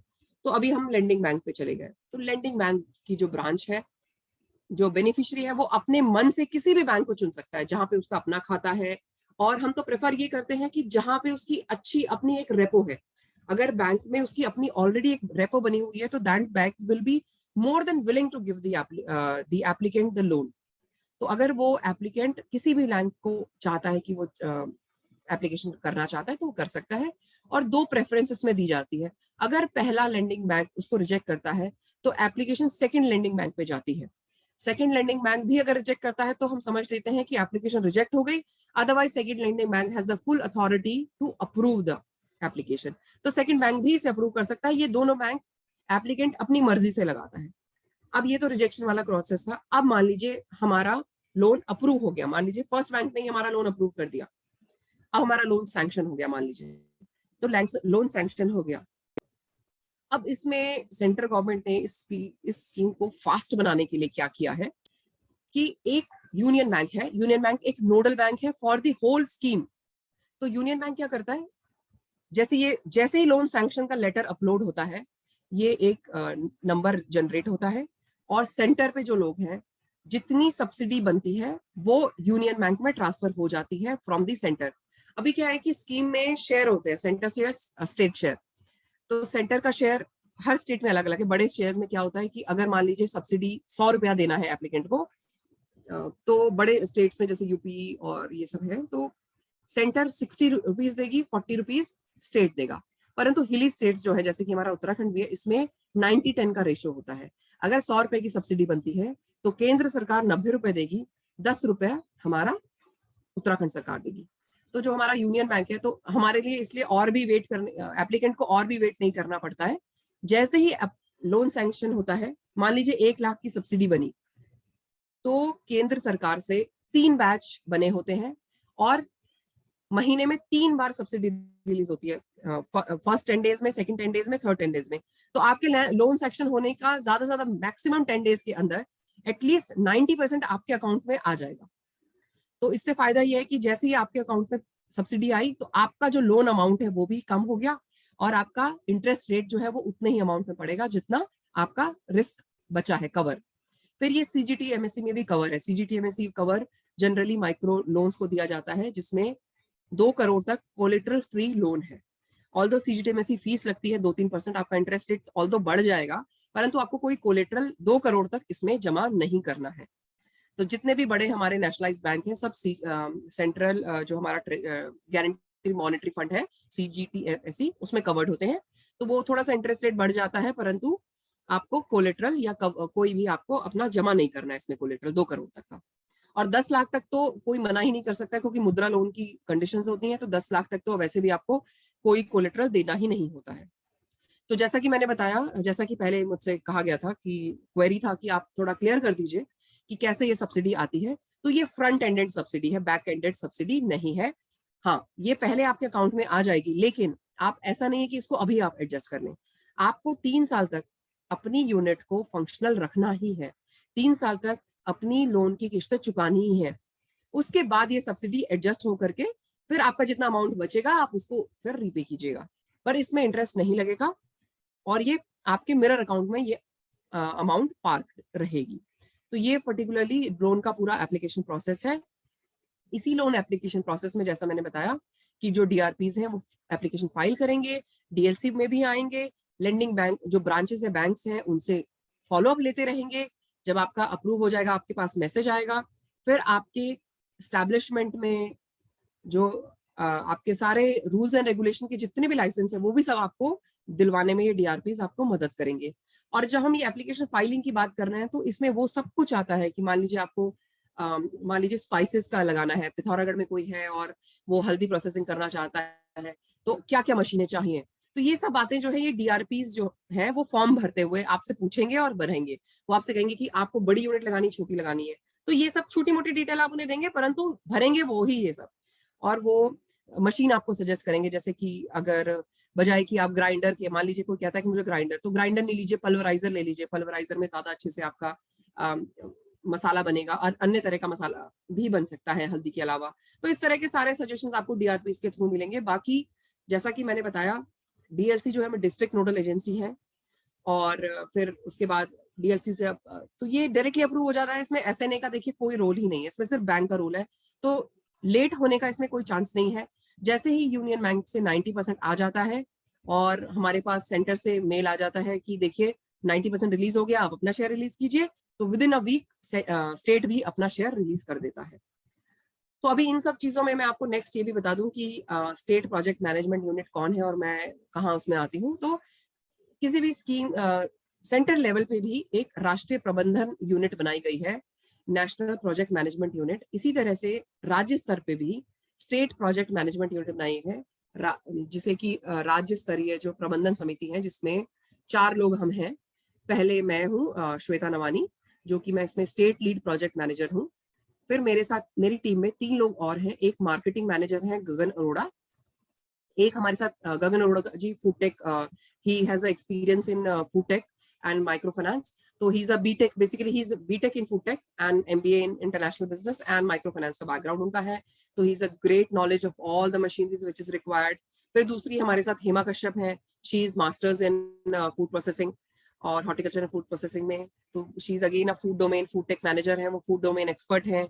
थर्ड हमारे साथ महजबी कुरैशी है, Mehzabi Qureshi is enterprise development manager. She takes care of all the capacity building part और मैं इसमें हूँ। तो हमारा रोल ये रहता है कि DRPs हमसे कोऑर्डिनेट करते हैं कहाँ फंस रहे हैं, DLC से हम कोऑर्डिनेट करते हैं, बैंक से कोऑर्डिनेट करते हैं, सो दैट सब सीधा सीधा इसको ये बहुत स्मूथ फंक्शनिंग होती रहे। तो अभी देखिए, पहले जब मैं ये प्रेजेंटेशन दिया करती थी 2 महीने पहले, तो ये स्लाइड मेरी सबसे पहले हुआ करती थी 1 डिस्ट्रिक्ट 1 प्रोडक्ट की, परंतु अभी जो 18 मई का नया मॉडिफिकेशन हुआ है, संशोधन हुआ है, उसके बाद जो 1 जिला 1 उत्पाद वाली जो कंडीशन है उसको थोड़ा सा लीनियंट कर दिया गया है। पहला कि जैसे मैंने आपको बताया कि पहले क्या था कि अगर आपने कोई नया यूनिट लगाना है तो it needed to be essentially in the ODOP product, मतलब जरूरी है कि वो वही हो। जैसे अगर आप रुद्रप्रयाग में नया यूनिट लगाएंगे तो जरूरी है कि वो चौलाई से ही बना हुआ कोई चीज होना चाहिए, अल्मोड़ा में आप खुमानी से ही कोई प्रसंस्कृत उत्पाद बनाना है, लेकिन अब ऐसा नहीं है। तो बेसिक पर मुझे लगता है कि हमारे लिए जो लक्ष्य है उत्तराखंड में, हमें 1758 यूनिट्स लगानी है, तो अभी हमारे पास बहुत स्कोप है, अभी हम सिर्फ 28 ही यूनिट्स को सेटअप कर पाए हैं। तो जितने भी लोग हैं there is still lot of scope. तो ये हमारा ODOP मैप है कि हमारे कौन से जिले में क्या है, देहरादून में बेकरी, टिहरी में अदरक वगैरह वगैरह, उधम सिंह नगर में आम, चंपावत में तेज पत्ता, पिथौरागढ़ में हमारा हल्दी है, बागेश्वर में कीवी है। तो ODOP बनाने का देखिए जो सरकार है ना वो हम लोगों को ये जरूर मैं तो हमेशा सबसे कहती हूँ जब भी मैं पॉलिसी किसी भी डॉक्यूमेंट को पढ़ती हूँ कि इंडियंस का कोई सानी नहीं है ड्राफ्ट करने में, इम्प्लीमेंटेशन की बात छोड़ दीजिए, परंतु ड्राफ्ट करने में इंडियंस का कोई सानी नहीं है, इतनी अच्छी पॉलिसीज ड्राफ्ट होती हैं। तो ओडीओपी कॉन्सेप्ट ही इसलिए बना था कि छोटी छोटी अलग अलग तरह की इकाइयां अगर आप बनाएंगे तो आप उसका वैल्यू चेन कैसे बनाएंगे। अब मान लीजिए हर एक की अलग वैल्यू चेन होती है। फिश को आपको कोल्ड स्टोरेज में रखना ही पड़ेगा, जबकि आपको बेकरी के लिए नहीं चाहिए। तो अगर आपकी बेकरी यूनिट चमोली में बहुत सारी लग जाए, फिर फिश आपकी यहाँ लग जाए, तो आप एक बड़ी यूनिट कहाँ सेट कर पाएंगे। तो ओडीओपी का विजन जो है वो बहुत लॉन्ग टर्म के लिए था। और आपको मैं बता दूं कि पूरे इंडिया में सिर्फ रुद्रप्रयाग एक ऐसा डिस्ट्रिक्ट है जहां का ओडीओपी एमेरंथस है। पूरे इंडिया में सिर्फ और सिर्फ रुद्रप्रयाग में ओडीओपी एमेरंथस है। और पूरे इंडिया में सिर्फ 2 जगह हैं ऐसी जहां पे ओडीओपी एप्रिकॉट है, हमारा यहाँ अल्मोड़ा में और लद्दाख में। तो आप ये समझिए कि अगर हम इंडिया का मैप देखा करेंगे, अगर हम इस चीज को सच में धरातल पे उतार पाते हैं, तो अगर हम इंडिया का मैप देखा करेंगे तो जब भी खुमाने की बात आएगी तो सबको पता होगा या तो लद्दाख से आई है या अल्मोड़ा से आई है। जब भी चौलाई की बात होगी तो दिमाग में आएगा कि ये रुद्रप्रयाग की है। तो हम भारत के नक्शे में अपने अपने जिलों को कितना अच्छा हम देख पाए इससे। तो ये एक परिकल्पना थी जिसे भारत सरकार एक अपनाना चाहती है, परंतु क्योंकि उस तरह से यूनिट अभी नहीं सेट हो पाई है तो इसलिए इसे रिलैक्स किया गया। अदरवाइज हमारी वरीयता रहती है कि इनमें रहे। अब मैंने जैसे कहा कि there are lot of product development scope. ऐसा नहीं है कि एप्रिकॉट, आप सोचेंगे कि एप्रिकॉट जैसी चीज से क्या बनेगा, अब हम एप्रिकॉट से क्या बनाएंगे। तो क्रश है सब। एप्रिकॉट एप्रिकॉट एक ऐसी चीज है, मैं आपको बता दूं, एप्रिकॉट और वॉलनट एक ऐसी चीज है, दे आर वंडर प्रोडक्ट्स, कि उनमें कुछ भी चीज वेस्ट प्रोडक्ट नहीं है। आप एप्रिकॉट के बाहर जो भी है उससे आप क्रश बना लीजिए, कैंडी बना लीजिए, लेदर मतलब कि जैसे वो आम पापड़ होता है, अब बार्स बनती है, तो एप्रिकॉट का बार बना लीजिए, इन्फ्यूजन बना लीजिए, तरह तरह की आजकल तो टी आ गई है, बहुत कुछ बनाए। आपका जो एप्रिकॉट के फिर अंदर बीज है, तो एप्रिकॉट ऑयल, मैं बता दूं सबसे ज्यादा एंटी एजिंग के लिए अगर कुछ यूज होता है तो वो एप्रिकॉट ऑयल होता है। तो एप्रिकॉट ऑयल स्किन इंडस्ट्रीज के लिए इतना एक्सपेंसिव बिकता है। तो आपका जो रॉ मटेरियल है, आपने उसको डी कॉटिंग कर दिया, आपने डी सीडिंग कर दिया, तो आपका एप्रिकॉट जो है अंदर आपकी जो खुमानी है उसका रॉ मटेरियल अलग बच गया, आपके अंदर बीज अलग बच गया। बीज को डिकॉटिकेट करके आपने उसमें से अंदर जो उसका निकाला, उसको आपने ग्राइंड करके आपने एप्रिकॉट सीड ऑयल किया, वो आपका सेल हो गया। अब आपका जो सीड के बाहर का जो छिलका है वो उससे फेस स्क्रब बनते हैं।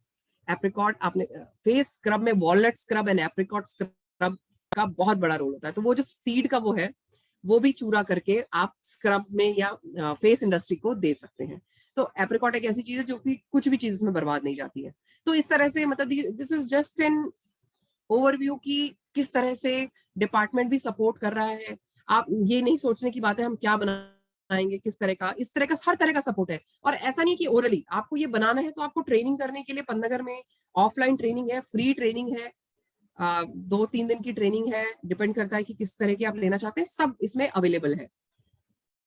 तो इसी के साथ आई थिंक स्कीम रिलेटेड तो मैं यहाँ पे फिनिश करती हूँ। And this is my last slide because I wanted to give you the panorama कि ऐसा नहीं है कि हम जितना सोचते हैं उतना ही कर सकते हैं। आप देख रहे हैं, मार्केट देख रहे हैं कि it is a variety seeking market as of now. हम खुद भी, हर कोई वैरायटी चाहता है आजकल, तो उस वैरायटी को लाने के लिए भी स्टेट में काम हो रहा है। और इन सबको बनाने के लिए कैसे बनेगा, सपोर्ट देने के लिए हमारे पास स्टेट यूनिट है, स्टेट प्रोजेक्ट मैनेजमेंट यूनिट है। और I will share my number also if people would like to contact with me. मैं आदित्य जी को अपना नंबर दे दूंगी। और अगर आप लोग कुछ भी किसी भी खाद्य प्रसंस्करण में कहीं पर भी जुड़ना चाहते हैं, और ऐसा नहीं कि सिर्फ उत्तराखंड में, अगर आप लोग बाहर से जुड़े हैं तो आई विल नॉट से कि यहीं पर, आप मुझसे तब भी जुड़ सकते हैं। I will connect you to the state project management units of that particular state that I can do for you. So with that, I will thank all those people who are present here, and thank you for being so patient. And I hope that I was clear enough and I've made myself clear. और आपको जो भी मैं समझाना चाहती हूँ, चाह रही थी अभी तक, आपको इस योजना से वो मैं समझा पाई हूँ। धन्यवाद। Thank you. बहुत बढ़िया, thank you so much doctor Nawani, very detailed and energising presentation. मुझे बड़ी खुशी हुई जान के कि ऑर्डर ऑफ प्रेफरेंस रिलैक्स किया गया है। ये मैंने सुनने में आया था कुछ महीने पहले कि होने वाला है। It's good to see because हमारी एक और कॉन्वर्सेशन चल रही है ऑन एफपीसीज एंड कैसे करे जाएं। तो the ODOP was a big constraint उसके लिए भी, जो लोग जो अक्रॉस द स्टेट अगर हम FPC शुरू करना चाहते हैं। मेरे पास कुछ प्रश्न है, लेकिन एक दो प्रश्न ऑलरेडी आ चुके हैं, एंड अपने आप को लोग अनम्यूट करके खुद भी बोल सकते हैं, but just to ask on behalf of Shivet Pandey, इन्होंने प्रश्न पूछा कि प्रोप्राइटरशिप्स एलिजिबल हैं क्या मार्केटिंग सपोर्ट के लिए? उनके पास GST है बट MSME रजिस्टर नहीं है, तो क्या वो एलिजिबल है? कौन दोबारा थोड़ा सा उन सॉरी शिवेत आप हैं तो आप बोलिए। हाँ, मैम हम लोगों का एक एंटरप्राइज है where we are working on processed, मतलब रेडी टू कुक टाइप के फूड्स बनाते हैं। So we have a GST number, पर हमारा MSME रजिस्ट्रेशन नहीं है। So I wanted to understand specifically ये जो आपने मार्केटिंग वाला बताया था, उसमें is it do we need to have an MSME registration for नहीं, जरूरी नहीं है।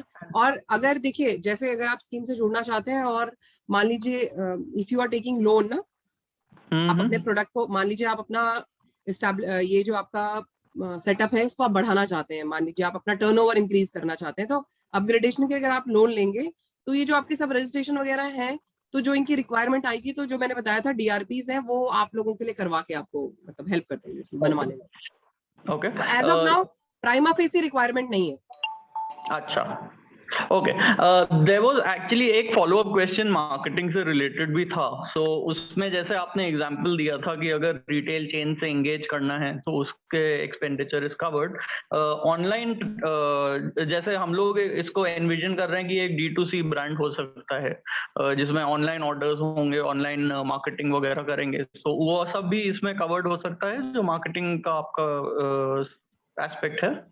नहीं, नॉट राइट नाउ। मतलब अभी तो देखिए, जो मार्केटिंग एंड ब्रांडिंग का जो कंपोनेंट है वो थोड़ा सा बड़े लेवल पे, मतलब अगर आप स्टेट लेवल पे कुछ यूनिक वगैरह अगर कुछ बनाते हैं तो थोड़ा सा बड़े लेवल पे है। बट अगर आपका, it will depend upon turnover to turnover. अभी जैसे कि कितना टर्नओवर अगर आपका है तो सो हम लोग का अभी हमने समझ लीजिए शुरू किया है, इट्स नॉट अच्छा, तो थोड़ा सा आपको रुकना पड़ेगा, क्योंकि मार्केटिंग एंड ब्रांडिंग का बहुत इनिशियल लेवल पे नहीं है इसमें सपोर्ट। बट हाँ, मैं आपको ये बताती हूँ कि जो इसी प्रॉब्लम को हमने आइडेंटिफाई किया था, तो उत्तराखंड गवर्नमेंट ने क्या किया, they have opened up a PMFME store. Prime minister for, हाँ, PM, ये मैं बता दूं कि probably this is the first and the novel initiative of Uttarakhand government. ये और कहीं भी नहीं है, ये और कहीं भी नहीं है, सिर्फ और सिर्फ हमारे उत्तराखंड में है ये जो स्टोर है। तो जो PMFM में हमारे बेनिफिशियरीज है जो लोन ले रहे हैं, हम उनके प्रोडक्ट्स को इसमें शोकेस करते हैं। और ये जो स्टोर है वो उत्तराखंड के बहुत प्राइम लोकेशंस में एस्टैब्लिश किए जा रहे हैं।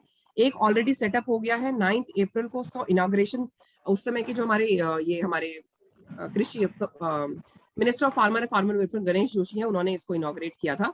राजपुर रोड पे, देहरादून राजपुर रोड पे गांधी पार्क के बिल्कुल सामने ये स्टोर खुला है। तो वहां पे अप्रोच करके वहां पे आप अपने प्रोडक्ट फिलहाल रख सकते हैं अगर आप इससे होते हैं तो। Okay, just on this doctor Nawani, Shivet का जो प्रोडक्ट है, मेरे पास, मेरा कैमरे में दिक्कत है, तो आई एक्चुअली हैव उनका एक प्रोडक्ट मेरे सामने।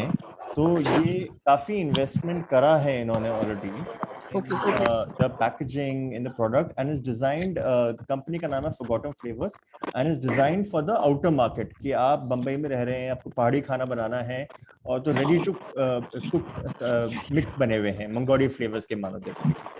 तो बट जो जैसे आप ये बोलना चाह रहे हैं, मैं पैराफ्रेज कर रहा हूँ, आई थिंक इज डिजायर कि को मॉडर्न रिटेल में लिस्ट करना इज वेरी एक्सपेंसिव। आपने खुद ही मेंशन करा था पर SKU कॉस्ट। लेकिन मेरी अंडरस्टैंडिंग जो आप बोल रहे हैं कि ये अगर एग्जिस्टिंग एंटरप्राइज ऑलरेडी काफी बड़ी है, एक सर्टेन टर्नओवर के लिए है, तभी वो सपोर्ट हमें मिल सकता है। What is that benchmark figure? वो फिगर क्या है जहां पर देखिए, पहले तो मैं बता दूं, पहले तो 5 करोड़ थी। पहले तक जो था वो 5 करोड़ थी। फिर हमने काफी सारे लेटर्स उन लोगों को, सेंटर को लिखे कि देखिए ये तो पॉसिबल ही नहीं है, अगर कोई इतना बड़ा है तो उसको आपका सपोर्ट चाहिए ही क्यों होगा। तो फिर अभी उसको काफी ट्रिम डाउन कर दिया है। अच्छा, ये शिवेश जी, आपका जो यूनिट है, इज इट सेटअप इन उत्तराखंड या बाहर है? ये उत्तराखंड में ही है मैम। ये तो आप हल्द्वानी इसके लिए बेस्ड है। बात कर लीजिए। मैं we can explore, we can explore. अभी तक हमारे पास मार्केटिंग एंड ब्रांडिंग का प्रपोजल आया नहीं है, but we can okay, explore. ठीक है, मैं ऐसा करता हूँ, I will take your contact details and I will engage with you. We can, अभी मैं आपको बता दूं कि काफी सारी लीनियंसीज और मॉडिफिकेशंस जो हैं गाइडलाइन में की गई हैं, और government have become more receptive towards various projects. Last time तक हमें बहुत सारी चीजों को मना करना पड़ता था, पर अभी क्या है, वो कहते हैं कि आप ले लो, हम देखेंगे। तो they have become more receptive now. तो मुझे लगता है कि we can explore, we can definitely explore. Okay, okay ma'am. Kamal ji, अपने आप को अनम्यूट करिए अपने प्रश्न के लिए। Yes, ma'am. Ma'am, I am Ahmed Tariq. Okay, I have a startup for designing and marketing and packaging. So, can we help all the entrepreneurs in Dehradun region or who are linked with you, so that we can provide packaging and marketing support to them? आप कहाँ based है? Ma'am, Dehradun itself. अच्छा, ठीक है, आपको आप एक बार आके मिल लीजिएगा ऑफिस में, तो लिस्ट कर लेंगे और we will give you numbers too. देखिए बात, मैं क्योंकि अभी as of now I am representing side of state ना, तो हम किसी को ऐसे मतलब अपफ्रंट हम प्रमोट नहीं कर सकते, because it needed, this scheme is very beneficiary oriented. मतलब आप, मैंने बताया था ना, हम बैंक के लिए भी उनको नहीं बोलते हैं कि इस बैंक में जाओ। तो हम सजेस्ट कर सकते हैं, बिल्कुल सजेस्ट कर सकते हैं। I will take your number, I will give your number to DRPs also. मैं जो हमारे डिस्ट्रिक्ट रिसोर्स पर्सन है उनको, बेनिफिशियरीज को, तो उनको जब भी क्योंकि ऑब्वियसली नीड तो रहेगी ही रहेगी, तो आपका number I will share with them. And Ahmed ji, अपना डिटेल आप ये ग्रुप में डाल दीजिए। हम भी एक लिस्ट ऑफ सर्विस प्रोवाइडर्स बना रहे हैं, तो हम भी जानना चाहेंगे। We can share and people can make their own judgement. Sure. I have been recognized by Government of India, and I am registered in Startup India. जी, मैं अगला प्रश्न लेना चाहूंगा। एक पांडे जी थे, अपने आप को प्लीज। हेलो, हाँ जी मैम, मैं नमिता बोल रही हूँ बाबा एग्रोटेक अल्मोड़ा से। मैम, हम 2-2.5 साल से मशरूम कल्टीवेशन और फूड प्रोसेसिंग में काम कर रहे हैं, और अभी हमारा PMFME का लोन भी ऑन प्रोसेस चल रहा है। तो मैम, मैं ये पूछना चाह रही थी, जैसे कि स्टार्टअप उत्तराखंड से रिलेटेड है ये, तो हमारा जो वर्क है रिकॉग्नाइज किया गया है अभी स्टार्टअप उत्तराखंड के द्वारा। तो मैं चाह रही थी कि इससे आगे क्या अपॉर्चुनिटी खुलती है हमारे लिए, कैसे स्टार्टअप उत्तराखंड से हमको हेल्प मिल सकती है? आई थिंक ये वाली बात तो शायद आदित्य जी बता पाएंगे। डॉक्टर नवानी स्टार्टअप उत्तराखंड के साथ नहीं है, ये PMFME स्कीम के साथ है। स्टार्टअप उत्तराखंड हमारे पार्टनर हैं in putting the word out. मैं सिद्धार्थ शुक्ला जी, उनसे, उनकी टीम से आपको कनेक्ट कर सकता हूँ। प्लीज मेरा ईमेल आईडी आपको जब रजिस्टर करा होगा तब आया होगा, प्लीज मेरे को ईमेल करिए, aditya@changeventures.org। Okay sir, thank you. Okay, Namita, you can come to the, मैं वर्कशॉप्स अरेंज, अभी हम लोग वर्कशॉप्स कर रहे हैं सारे डिस्ट्रिक्ट्स में। अल्मोड़ा में 1 तारीख को है, I am coming there, so you can come and meet me there. Okay ma'am, ma'am कैसे कनेक्ट हो सकती हूँ उसके लिए? आप आ भी सकते हैं, वो वहाँ विकास भवन में ही होगा। यू कैन कम एंड अच्छा, ठीक है। Okay ma'am, thank you. हाँ, क्योंकि 28 जून को चंपावत में, 29 को पिथौरागढ़ में, 30th को बागेश्वर में, और 1st को अल्मोड़ा में। तो I am travelling to all these 4 places and we are conducting a workshop, offline workshop and seminar for the scheme, and we will be meeting all those people who are interested in this. Okay, ma'am, thank you. I'll be coming. Doctor Nawani, मैं request करूंगा ये dates आप मेरे को message में कर दीजिए, मैं ये सारे ग्रुप्स हैं हमारे उनमें डाल दूंगा। एंड ये फॉलो अप जो भी जिन्होंने भी रजिस्टर करा, वी हैड अबाउट 90 रजिस्ट्रेशंस, मैं अलोंग विद द वीडियो ये डिटेल भी भेज दूंगा। श्योर। हेलो, हाँ जी, बोलिए। मेरा नाम गौरव है। मैं मैम, थैंक यू, आपने बहुत अच्छा प्रेजेंटेशन दिया, बहुत सारी चीजें सीखने को मिली। मेरा एक सवाल है, जैसे आपने प्रेजेंटेशन के लास्ट में एंड आपने जो समअप किया उसमें आपने बोला कि जो मार्केट है वो वैरायटी सीकिंग मार्केट है। तो जैसे अगर हमारे पास में अगर कोई यूनिट है या हम लोग कुछ प्लान भी कर रहे हैं फूड प्रोसेसिंग में, जैसे जैम, जेलीज, मार्मलेड्स या पिकल्स, तो इसमें ना सबसे बड़ा फैक्टर आता है वैरायटीज का। बिल्कुल किस तरह के प्रोडक्ट्स होते हैं, क्या वैरायटीज आती है। लेकिन अब तक बिल्कुल मेरे संज्ञान में या जितने भी अनुभव में जो ट्रेनर्स रहे हैं, जो हमें सिखाने वाले लोग आते हैं, वो सेम पैटर्न पे ना सिर्फ एक ही चीज बिल्कुल सिखाते हैं कि ये इसमें ये डालना है, इसमें ये डालना है, ये डालना है। बट अगर हम किसी बड़े प्लेटफॉर्म पर जाकर के एक्सप्लोर करते हैं, दिल्ली में एग्जीबिशंस में या किसी भी बड़े प्लेटफॉर्म पे जाकर के, तब हमें वहाँ पे ना वो एक्चुअल चीजें दिखती हैं कि जो वैरायटीज होती है ना, जो डिफरेंट वैरायटीज, डिफरेंट टेस्ट और डिफरेंट अरोमा, मतलब बहुत अलग अलग चीजें देखने को मिलती हैं। बट मेरे अनुभव में जो है वो चीजें एक सिंपल वे में जैसे तरीके ला रहा है कि आपको अगर बनाना है तो उसे बल्ब कीजिए, उसमें डालिए, ये कीजिए और तैयार हो जाएगा। सो उसमें वैरायटी लाने के लिए हमें जो ट्रेनर्स की आवश्यकता है, वो हमें ट्रेनर्स कैसे मिलेंगे, और ट्रेनर्स मिलते भी हैं तो अच्छे नहीं, ट्रेनर्स जो उन सारी चीजों को बता सकें। मैं आपको वही मेरा बता ये रही हूँ सवाल कि है। मैं आपको वही बता रही हूँ कि देखिए जो स्कीम है, इस स्कीम को, and I must tell you, even though you might think कि मैं इसी स्कीम में इसलिए ऐसा कह रही हूँ, बट इतनी सारी स्कीम्स आई बट इतनी फास्ट मॉडिफिकेशंस किसी भी स्कीम में नहीं हुए होंगे जितने पीएमएफए में होते हैं। और हर चीज को ध्यान में रखते हुए बहुत बहुत इन डेप्थ सोच करके स्कीम बनी है। इसमें जो हमारे जो एसपीएमयू है, तो मैं आपको एसपीएमयू का ही रोल बता रही थी, स्टेट प्रोजेक्ट मैनेजमेंट यूनिट का, कि मैं बता रही थी जैसे हमारे साथ एक हेमा कश्यप है, she is food tech manager. तो अभी उसने, तो her role is this only कि अगर आपको कुछ नई चीज चाहिए तो मैंने बोला ना आप मेरे से कनेक्ट कीजिएगा, मैं आपको उससे कनेक्ट कर दूंगी। और मैंने बताया कि हमारे पास डिस्ट्रिक्ट लेवल भी हम ट्रेनर्स हम ट्रेन कर रहे हैं, and they will be trained in, एक तो बेसिक जो है वो तो है ही, उसके अलावा स्पेसिफिसिटीज में भी, और हमने नोवल प्रोडक्ट डेवलपमेंट में भी किया है। इस बार हमारे जो SLTI है पंतनगर, उससे हम लोग 8 नई रेसिपीज डेवलप करवा रहे हैं। जैसे नान खटाई है ना, तो नान खटाई हम मिलेट और उससे मिलेट और बेसन और इन सब चीजों को वेरी करके या कुछ करके, इस तरह के वेरिएशंस करके we are trying to do. अभी हेमा कश्यप ने एक नया इन्फ्यूजन बनाया था, एंड टी का इन्फ्यूजन, काफी सारी चीजें मिला के उसने एक इन्फ्यूजन तैयार किया था, एंड वो उसने प्रेजेंट किया था राजभवन में जब भी फ्लावर फेस्ट था, तो and it was very really appreciated by governor also. तो we are trying to do something this also. तो अगर आपको इस तरह का कुछ हेल्प चाहिए और आप डेवलप कुछ करना चाह रहे हैं, कुछ सोच रहे हैं, तो आप बिल्कुल हमसे कनेक्ट कीजिए। This is totally our job to do. तो आप हमसे, thank you very much ma'am. Yes ma'am, thank you so much. Thank you Govind ji, उसके बाद Rajiv ji, and then Upasana ji also had a question, please in that order.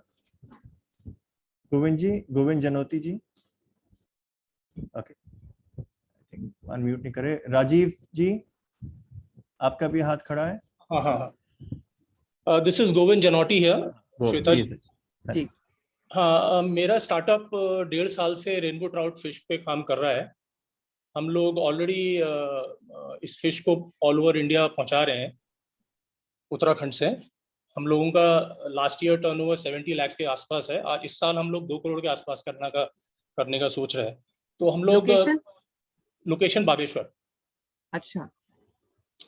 तो हम लोग we are basically operational out of Noida, but our registered office is in Bageshwar.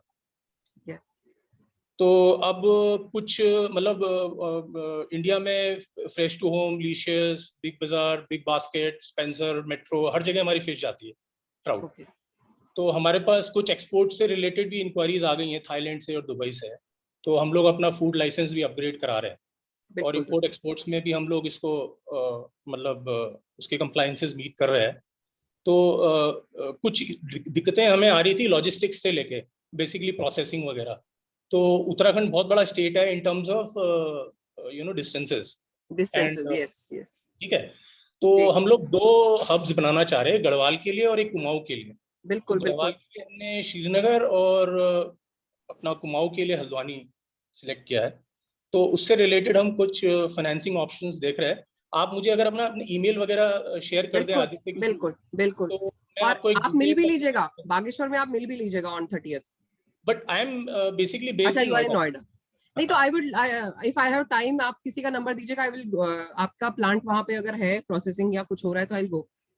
अभी हम लोग कोई processing नहीं कर रहे हैं, हम लोग फार्मर्स के साथ कॉन्ट्रैक्ट फार्मिंग कर रहे हैं। अभी हमने लास्ट, जैसे यूनिट लगाना चाहते हैं।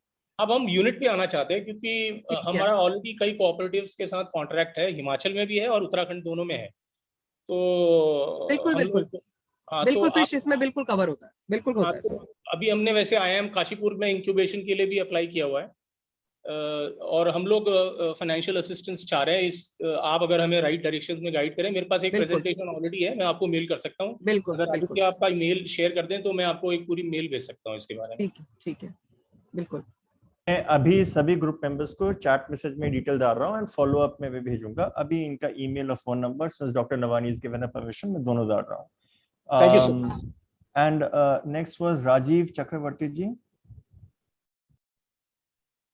Hello, ma'am. Good afternoon. We are also a startup based out of Dehradun only. Okay. We work primarily in hospitality industry. So we were working towards the tourists and all the difficulties that we are facing. So we are now moving towards packaged food that we wish to provide at various locations where the tourist inflow is very high. So उसमें like we wanted to understand if there are any state-run facilities or R&D center जहाँ पे जाके हम अपने product जो है test कर सकें या सैंपल प्रोडक्ट बनवा सकें। हाँ, वो डिटेल में आपको अपने फूड टेक डिपार्टमेंट से करके आपको प्रोवाइड करा दूंगी। ठीक है, थैंक यू मैम। अच्छा, इसमें वैसे सिर्फ लाइसेंस मतलब आपको सेंटर्स बता देंगे, परंतु जो होटल्स हैं या टिफिन सर्विसेज हैं वो सब इसमें इंक्लूडेड नहीं होता है। we will be doing food processing, so we will bring out products. नहीं, क्योंकि इसमें जैसे स्वीट शॉप्स हैं या फिर लूज प्रोडक्ट जो सेल करता है, या जैसे मान लीजिए दूध लेकर के और खुला दूध और दही और वैसे बेचते हैं, डेयरी हैं, वो सब नहीं इसमें होता है। Unless and until you are packing it and selling it. So now you have mentioned कि it is you are packing and selling, then it will be considered. Sure, ma'am. And Upasana Sundrial ji, इनके Namaskar, Dr. Navani. Thanks for this insightful session today. Ma'am, मेरे कुछ questions हैं. I'm a very beginner and सबसे पहले तो मेरा packaged processed food पे मैं trading करना चाह रही हूँ, तो क्या मैं इस स्कीम के अंडर कवर होती हूँ? मतलब आप मैन्युफैक्चर नहीं करेंगे, सिर्फ ट्रेड करेंगे? हाँ जी। नहीं। राइट। एंड मैम, जो मैं ये ट्रेडिंग करना चाह रही हूँ, तो मैं उत्तराखंड से ही पैकेज्ड सामान पिकअप करके दिल्ली एंड NCR और पैन इंडिया की भी मेरी आगे कोशिश है। तो इसमें मुझे FSSAI लाइसेंस की जरूरत होगी एज अ ट्रेडर, या मैं मैन्युफैक्चरर का ही लाइसेंस? एज अ ट्रेडर वाला आपको लेना पड़ेगा एक लाइसेंस, फिर वो सब प्रोडक्ट्स पे वही चलेगा आपको। अच्छा, बी इट टी, बी इट, मतलब वो क्योंकि because you are in particular agency जिसके थ्रू ये जा रहा है, तो आपका एक लाइसेंस होगा जो सब पे एप्लीकेबल होगा। मतलब आप, क्योंकि अब आप उनकी गारंटी ले रहे हैं ना, आप ट्रेडर बन गए बीच में उनके। Right ma'am, thank you. And ma'am, मेरे एक बड़ा अच्छा प्रोडक्ट मुझे मिला है अभी चक्राता की तरफ, that is home purification category which I googled out, says bundles and all, and नहीं, not included. Only food item जो कंज्यूमेबल आइटम है। क्योंकि ये फ्यूम कंज्यूम हम कर रहे हैं, इसलिए मुझे लगा कहीं इसमें भी ओरल कंजम्पशन। ओके, परफेक्ट, इसमें भी बच गए। एंड मैम, जैसे अगर मैं ये फूड प्रोसेसिंग लाइसेंस लेती हूँ ट्रेडिंग का, एंड मैं पैकेज्ड फूड ले रही हूँ मैन्युफैक्चरर्स से, वो होंगे छोटे मैन्युफैक्चरर्स और बड़े भी हैं, तो मुझे क्या प्रोसीजर्स, टेस्टिंग स्टेप्स क्या कुछ रखने होंगे? तो ये मुझे नो हाउ कहाँ से पता चलेगा? आप कॉल कर लीजिएगा एक बार, मैं I will connect you to the person who is dealing with all this. Perfect, thank you so very much ma'am. मेरे पास एक प्रश्न था, तो एक हाइपोथेटिकल एग्जांपल है, अगर कोई चाय बना रहे हैं and they want investment for tea bags उसी चाय को डालने के लिए, तो ये PMFME के अंदर कवर होगा? मतलब वो सिर्फ टी बैग्स बनाएंगे या उसमें भर के देंगे? नो, वो उनकी अपनी चाय बना रहे हैं, बट दीज आर लूज। हाँ, ठीक है, दैट कैन, हाँ, अपनी चाय बना के पैक करके अगर बेच रहे हैं तो yes, would be cover. And वो बियॉन्ड द इन्वेस्टमेंट, क्या आपकी टीम उनको हेल्प भी कर सकती है? बिल्कुल, in finding the right manufacturer of the machine etcetera for this? Yes. Wonderful, good to know. और कोई प्रश्न है जिनको मैं मिस कर रहा हूँ, प्लीज बताइए। यहाँ पे ये सुधीर जी ने एक लिखा था कि एक फार्मर है इनका कोटा बाग में, Sudhir ji, sorry, please unmute yourself. नमस्कार श्वेता जी। हाँ जी। कोटा बाग में ना बहुत ज्यादा आंवले होते हैं और सीजन में वो कहीं 5 रुपए, 4 रुपए, 6 रुपए किलो के आसपास बिकता है। तो कुछ ऐसे किसान मिले थे जो ये देख रहे थे कि भाई वो उनको अगर प्रोसेसिंग करनी हो तो ट्रेडिशनल प्रोसेसिंग तो काफी मैनुअल प्रोसेसिंग है, जिसमें कि आप उसको उबालते हो, हाथ से कट करते हो, सुखाते हो। तो देख रहे थे कि मशीन बेस ऐसा मिल जाए। तो दुर्गापुर में कोई सेंटर था जो उस तरह की ट्रेनिंग दे रहा था, पर हमें पदनगर से भी कांटेक्ट किया तो उन्होंने कहा कि आप आंवले के सीजन में आना, तब हम आपको दिखाएंगे कैसे होता है करके। और वो चाह रहे थे कि वो पहले से उनको अगर कोई इस तरह का कोई प्रोजेक्ट बना लें, कुछ कर लें, और पहले ही फिर वो अगर यूनिट बनाएंगे तो वहाँ पे ये लहसुन, अदरक और हल्दी, इसमें भी कुछ वैल्यू एडिशन करके कुछ पेस्ट बना सकते हो और उसको यूज कर सकते हो। तो इसके लिए कैसे संपर्क करना चाहिए, किसको संपर्क करना चाहिए? मैं अभी ऐसा करूंगी क्योंकि since earlier I was not aware कि मेरा ऑडियंस कहाँ से है, बट अभी जैसे मुझे पता चल रहा है कि आप लोग लगभग सभी जिलों से यहाँ पे उपस्थित हैं, तो मैं अभी आदित्य के साथ एक अपना स्कीम का पैम्पलेट शेयर करूंगी जो मैंने कल ही बनाया है, अपडेटेड। उसमें बैक साइड पे हर जिले के डिस्ट्रिक्ट रिसोर्स पर्सन का नाम और नंबर है। ठीक है, ठीक है। तो आप अपने जिले के डीआरपी से बात कर सकते हैं, उसमें अब हमारा नाम भी है, हमारा नंबर भी है, and these people are there for project only, कि आपका प्रोजेक्ट बनाने के लिए ही वो लोग हैं। तो मैं वो ब्रोशर ही शेयर कर दूंगी आपसे। तो नैनीताल में हमारे पास एक प्रवीण पांडे जी हैं, गौरव पांडे जी हैं, वो लोग काफी अच्छा काम कर रहे हैं। हमारे 3 लोन ऑलरेडी नैनीताल, एक कोटा बाग से ही सैंक्शन हुआ है हमारा। ठीक है। एक जनरली ना गवर्नमेंट स्कीम्स को लेके काफी हेजिटेशन होता है नहीं, वो मैं आपकी बात समझ रही हूँ, मैं इसीलिए आपको कह रही थी, टाइम लगता है, जबकि आप बिल्कुल भी नहीं डिफरेंट फीडबैक दे रही है कि ये बहुत फास्ट काम हो जाएगा। तो अगर ऐसा होगा तो वाकई मतलब बहुत एक सुधीर जी, आप बिलीव नहीं करेंगे कि जो हमारा उत्तराखंड से पीएमएफएमई का जो फर्स्ट लोन था, वो हमने 8 नवंबर को हमने फर्स्ट टाइम वो एप्लीकेशन लॉग इन की थी और 9 दिसंबर को उसकी सब्सिडी रिलीज हो गई थी। ये तो बहुत कमाल की बात है। मतलब तो मैं आपको यही बता रही हूँ कि पूरा प्रोसेस ऑनलाइन है। देयर आर पीपल, बहुत मतलब ये तो बहुत सुपर फास्ट था, बट ऑन एन एवरेज 2 से 2.5 महीना लग रहा है, I think, which is not bad enough. नहीं, बहुत ही अच्छा बता रहा है। अदरवाइज क्या है कि लोगों का देखिए नहीं, मैं बिल्कुल आपकी बात, देखिए इसीलिए शायद सरकार को भी पता था, इसीलिए ये इन लोगों को इम्पैनल किया। अब ये लोग इसलिए पीछे पड़ेंगे क्योंकि इनको भी तो पैसा तभी मिलेगा जब आपका लोन सैंक्शन होगा। अच्छा। इनको पैसा तभी, जब आपका सैंक्शन लेटर अपलोड होगा तब इनकी पहली इंस्टॉलमेंट 10,000 की मिलेगी। जब आपके रजिस्ट्रेशन वगैरह सब हो जाएंगे, ट्रेनिंग वगैरह सब हो जाएगी, तब इनकी अगली 10,000 की किस्त मिलेगी। तो आपसे ज्यादा ये लोग आपके पीछे पड़े रहेंगे कि करिए। और ये सेल्फ हेल्प ग्रुप भी इसमें एलिजिबल है ना? एलिजिबल है, बिल्कुल एलिजिबल है। एसएचजीज एलिजिबल है, एफपीओज एलिजिबल हैं, कोऑपरेटिव्स एलिजिबल हैं, अब तो एनजीओज तक एलिजिबल हैं। सारी संस्थाएं, फेडरेशन, एसोसिएशन सब एलिजिबल कर दिए हैं। अच्छा, थैंक यू।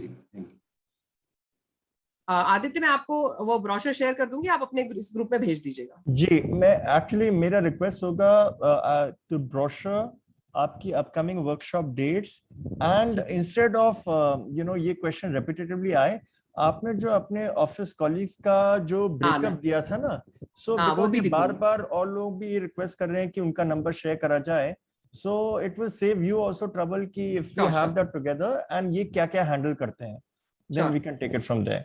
और प्रश्न, if I am missing anyone, please अपने आप को अनम्यूट कीजिए and ask directly. Ma'am, good afternoon. Ma'am, it was a very good presentation and precise from your end. Ma'am, basically, मैं CS Ankit Rawal. I'm a practicing company secretary and lawyer. So from last 6 years, I'm helping entrepreneurs like to apply for various schemes under in Uttarakhand, industry setup कराने and all that, like मुख्यमंत्री स्वरोजगार योजना जो बहुत ही game changer रहा post COVID. बिल्कुल। So ma'am, like you shared that there are DRP, so how I can apply as my form for the DRP? तो आप कहाँ से करना चाहते हैं अंकित? मैम, मेरा जो बेस है देहरादून एंड ऋषिकेश दोनों है. So currently like I'm helping entrepreneurs in TD range also, because I also had an experience in organic food in 2016. I started my own brand, so I know the scratch of the business and everything. And other than that, I'm from this corporate and legal background, so I देखिए आपका background बहुत अच्छा है और we would be very much happy to take you. आप अपना application, आपने number तो ले लिया है, I will tell you what all you just need to fill one form, I will send you the form, वो भेज के और आपने अपना बायोडेटा एंड जो भी आप अपना एक्सपीरियंस बोल रहे हैं, हाँ वो दे देंगे और नेक्स्ट मंथ से काम कर लीजिए। Okay, ma'am. So it will be basically it's assignment based task. Assignment based. आप अपने आप से, अगर मान लीजिए कोई लोग हैं जिनको आप ही जानते हैं और वो करना चाहते हैं, आप उनका डीआरपी बन के उनकी फॉर्म कर दीजिए, आप उसका पैसा आपको मिल जाएगा। Okay. It's assignment based और we would be very happy to take all those people who are और अगर यहाँ पे जैसे ये गोविंद जी, अगर मुझे बागेश्वर में किसी से कनेक्ट कर दें, कोई ऐसा व्यक्ति है जिसको आपको लगता है कि डीआरपी बनेगा तो अच्छा काम करेगा, या जितने भी लोग आप प्रेजेंट हैं। Actually मैम, actually मैं स्टार्टअप्स को काफी, बिकॉज लाइक कंपनी रजिस्ट्रेशन ये मेरा सारा वर्क है। सो स्टार्टअप आपने अगर सुना होगा, चिया सीड्स नॉर्थ इंडिया में फर्स्ट टाइम लास्ट कुछ टाइम पहले हुई थी, ये आपका टीरी रेंज में नीर गांव में। तो I was a part of that NGO, but I left. तो अभी करंटली जो मेरे वो बेसिकली उस कंपनी को मैं ही देख रहा हूँ। तो वो उन्होंने अभी IIM काशीपुर से ग्रांट लिया 25 लाख का, वो क्वालिफाई कर गए थे। तो अभी लेटेस्ट मैंने क्या कहते हैं, जब ये स्कीम के बारे में पढ़ा, because I get updated with all the scheme, so then that's why I thought to join the webinar, because आपसे direct resourceful information मिलेगी and it was very precise as you had given the presentation. Thank you so much for this. Email डाल दिया, आप directly communicate कर सकते हैं। हाँ, मेरे से बात कर लीजिए और we will, मैं तो बोल ही रही हूँ आपको, ले लिया हमने, अगली बार से काम कर लीजिए। Okay, thank you so much. और कोई प्रश्न है, please unmute yourself and ask.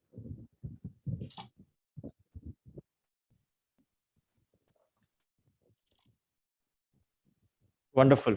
I think we are ending close to time. Dr. Navani, सबने ये कहा and I will appreciate it again. It was a very, very direct and insightful presentation. जो भी call में हैं, मैं उनको बताना चाहूँगा कि डॉक्टर नवानी को मैंने ऑनलाइन साइट में स्कीम के बारे में सुना। डॉक्टर अनुपम, जिन्होंने आपके बारे पहले वेबिनार में आई हुई, उन्होंने मेरे को बताया था।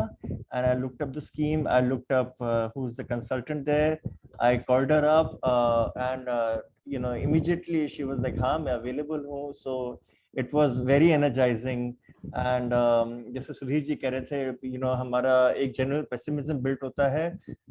I'm coming away so refreshed, एकदम energy होगी मेरी body में after listening to this presentation today, and also just उनका enthusiasm और energy देख के कि किस तरीके से वो कुछ accomplish करना चाहती हैं।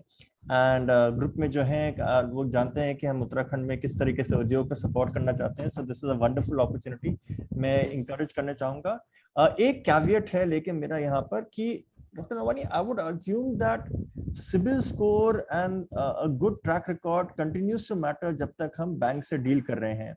तो you know, I just want to make sure कि ये एक expectation हो कि before we go to the DPR or to the scheme officials and expect magically everything to happen, हमारा अपना जो खाता है, everything should be clear। ये हमने पहले एक फाइनेंशियल मैनेजमेंट ट्रेनिंग में भी एम्फसाइज करा था, to just make sure everything is clear, because अगर हमारे अकाउंट सही नहीं है, our CIBIL score is not right and all of these are fixable, you know, things can't be made just magically, you know. तो even अगर जितना भी इंसान करना चाहे फ्रॉम द अदर एंड, हमें अपनी काबिलियत दिखानी है, एंड काबिलियत दिखाना मतलब आप paper work should be good. तो please think about that, reach out to us for help on that. ऐसे सर्विस प्रोवाइडर्स हैं जो इस एरिया में काम करते हैं। You know, we can, कुछ ना कुछ तो हर बार हो सकता है, टाइम लगता है, लेकिन again thank you so much Dr. Navani, wonderful presentation by you, and thank you everybody जो इस कॉल पे थे। इसका video along with the details जो डॉक्टर नवानी ने बोला वो शेयर करेंगी, will be available। Thank you Aditya, special thanks to you. आप बहुत अच्छे सेशंस ऑर्गेनाइज करते हैं और आप काफी इनिशिएटिव ले रहे हैं, एफर्ट ले रहे हैं कि भाई उत्तराखंड में एंटरप्रेन्योरशिप डेवलप हो और ग्रास रूट लेवल पे काम हो, और आप वाकई हीरे जैसे स्पीकर्स को लेके you also deserve a lot of credit। तो I appreciate आपका बहुत-बहुत धन्यवाद। पर आदित्य को भी बहुत-बहुत धन्यवाद कि थैंक यू आदित्य। तो के सेशंस कंडक्ट करना कोई अपने आप में आसान चीज नहीं होती, तो इतने लोगों को साथ में लेके आना जो कि वाकई सीरियसली काम करना चाहते हैं, तो थैंक्स अ लॉट। ये तो साइकिल ऑफ थैंक्स कंटिन्यू कर सकते हैं। सुधीर जी और मैं कुछ ही पहले मैंने मिले थे, लास्ट ईयर मिले, and you know, working with him, इनके आशीर्वाद से हमारा इंजन और आगे चला है। Okay, this is not my full-time work as everybody knows. ये एक side project है, but उनके साथ बढ़ के उनके almost सच में उनके मैं बोलूँ उनके कंधे से बैठ के मैं बहुत आगे हम चले हैं. तो ये cycle of thanks है. Cycle of thanks to everybody who's joined the call and with such energy. Okay, thank you Aditya. I'll leave now. Okay, thank you everybody. Bye bye.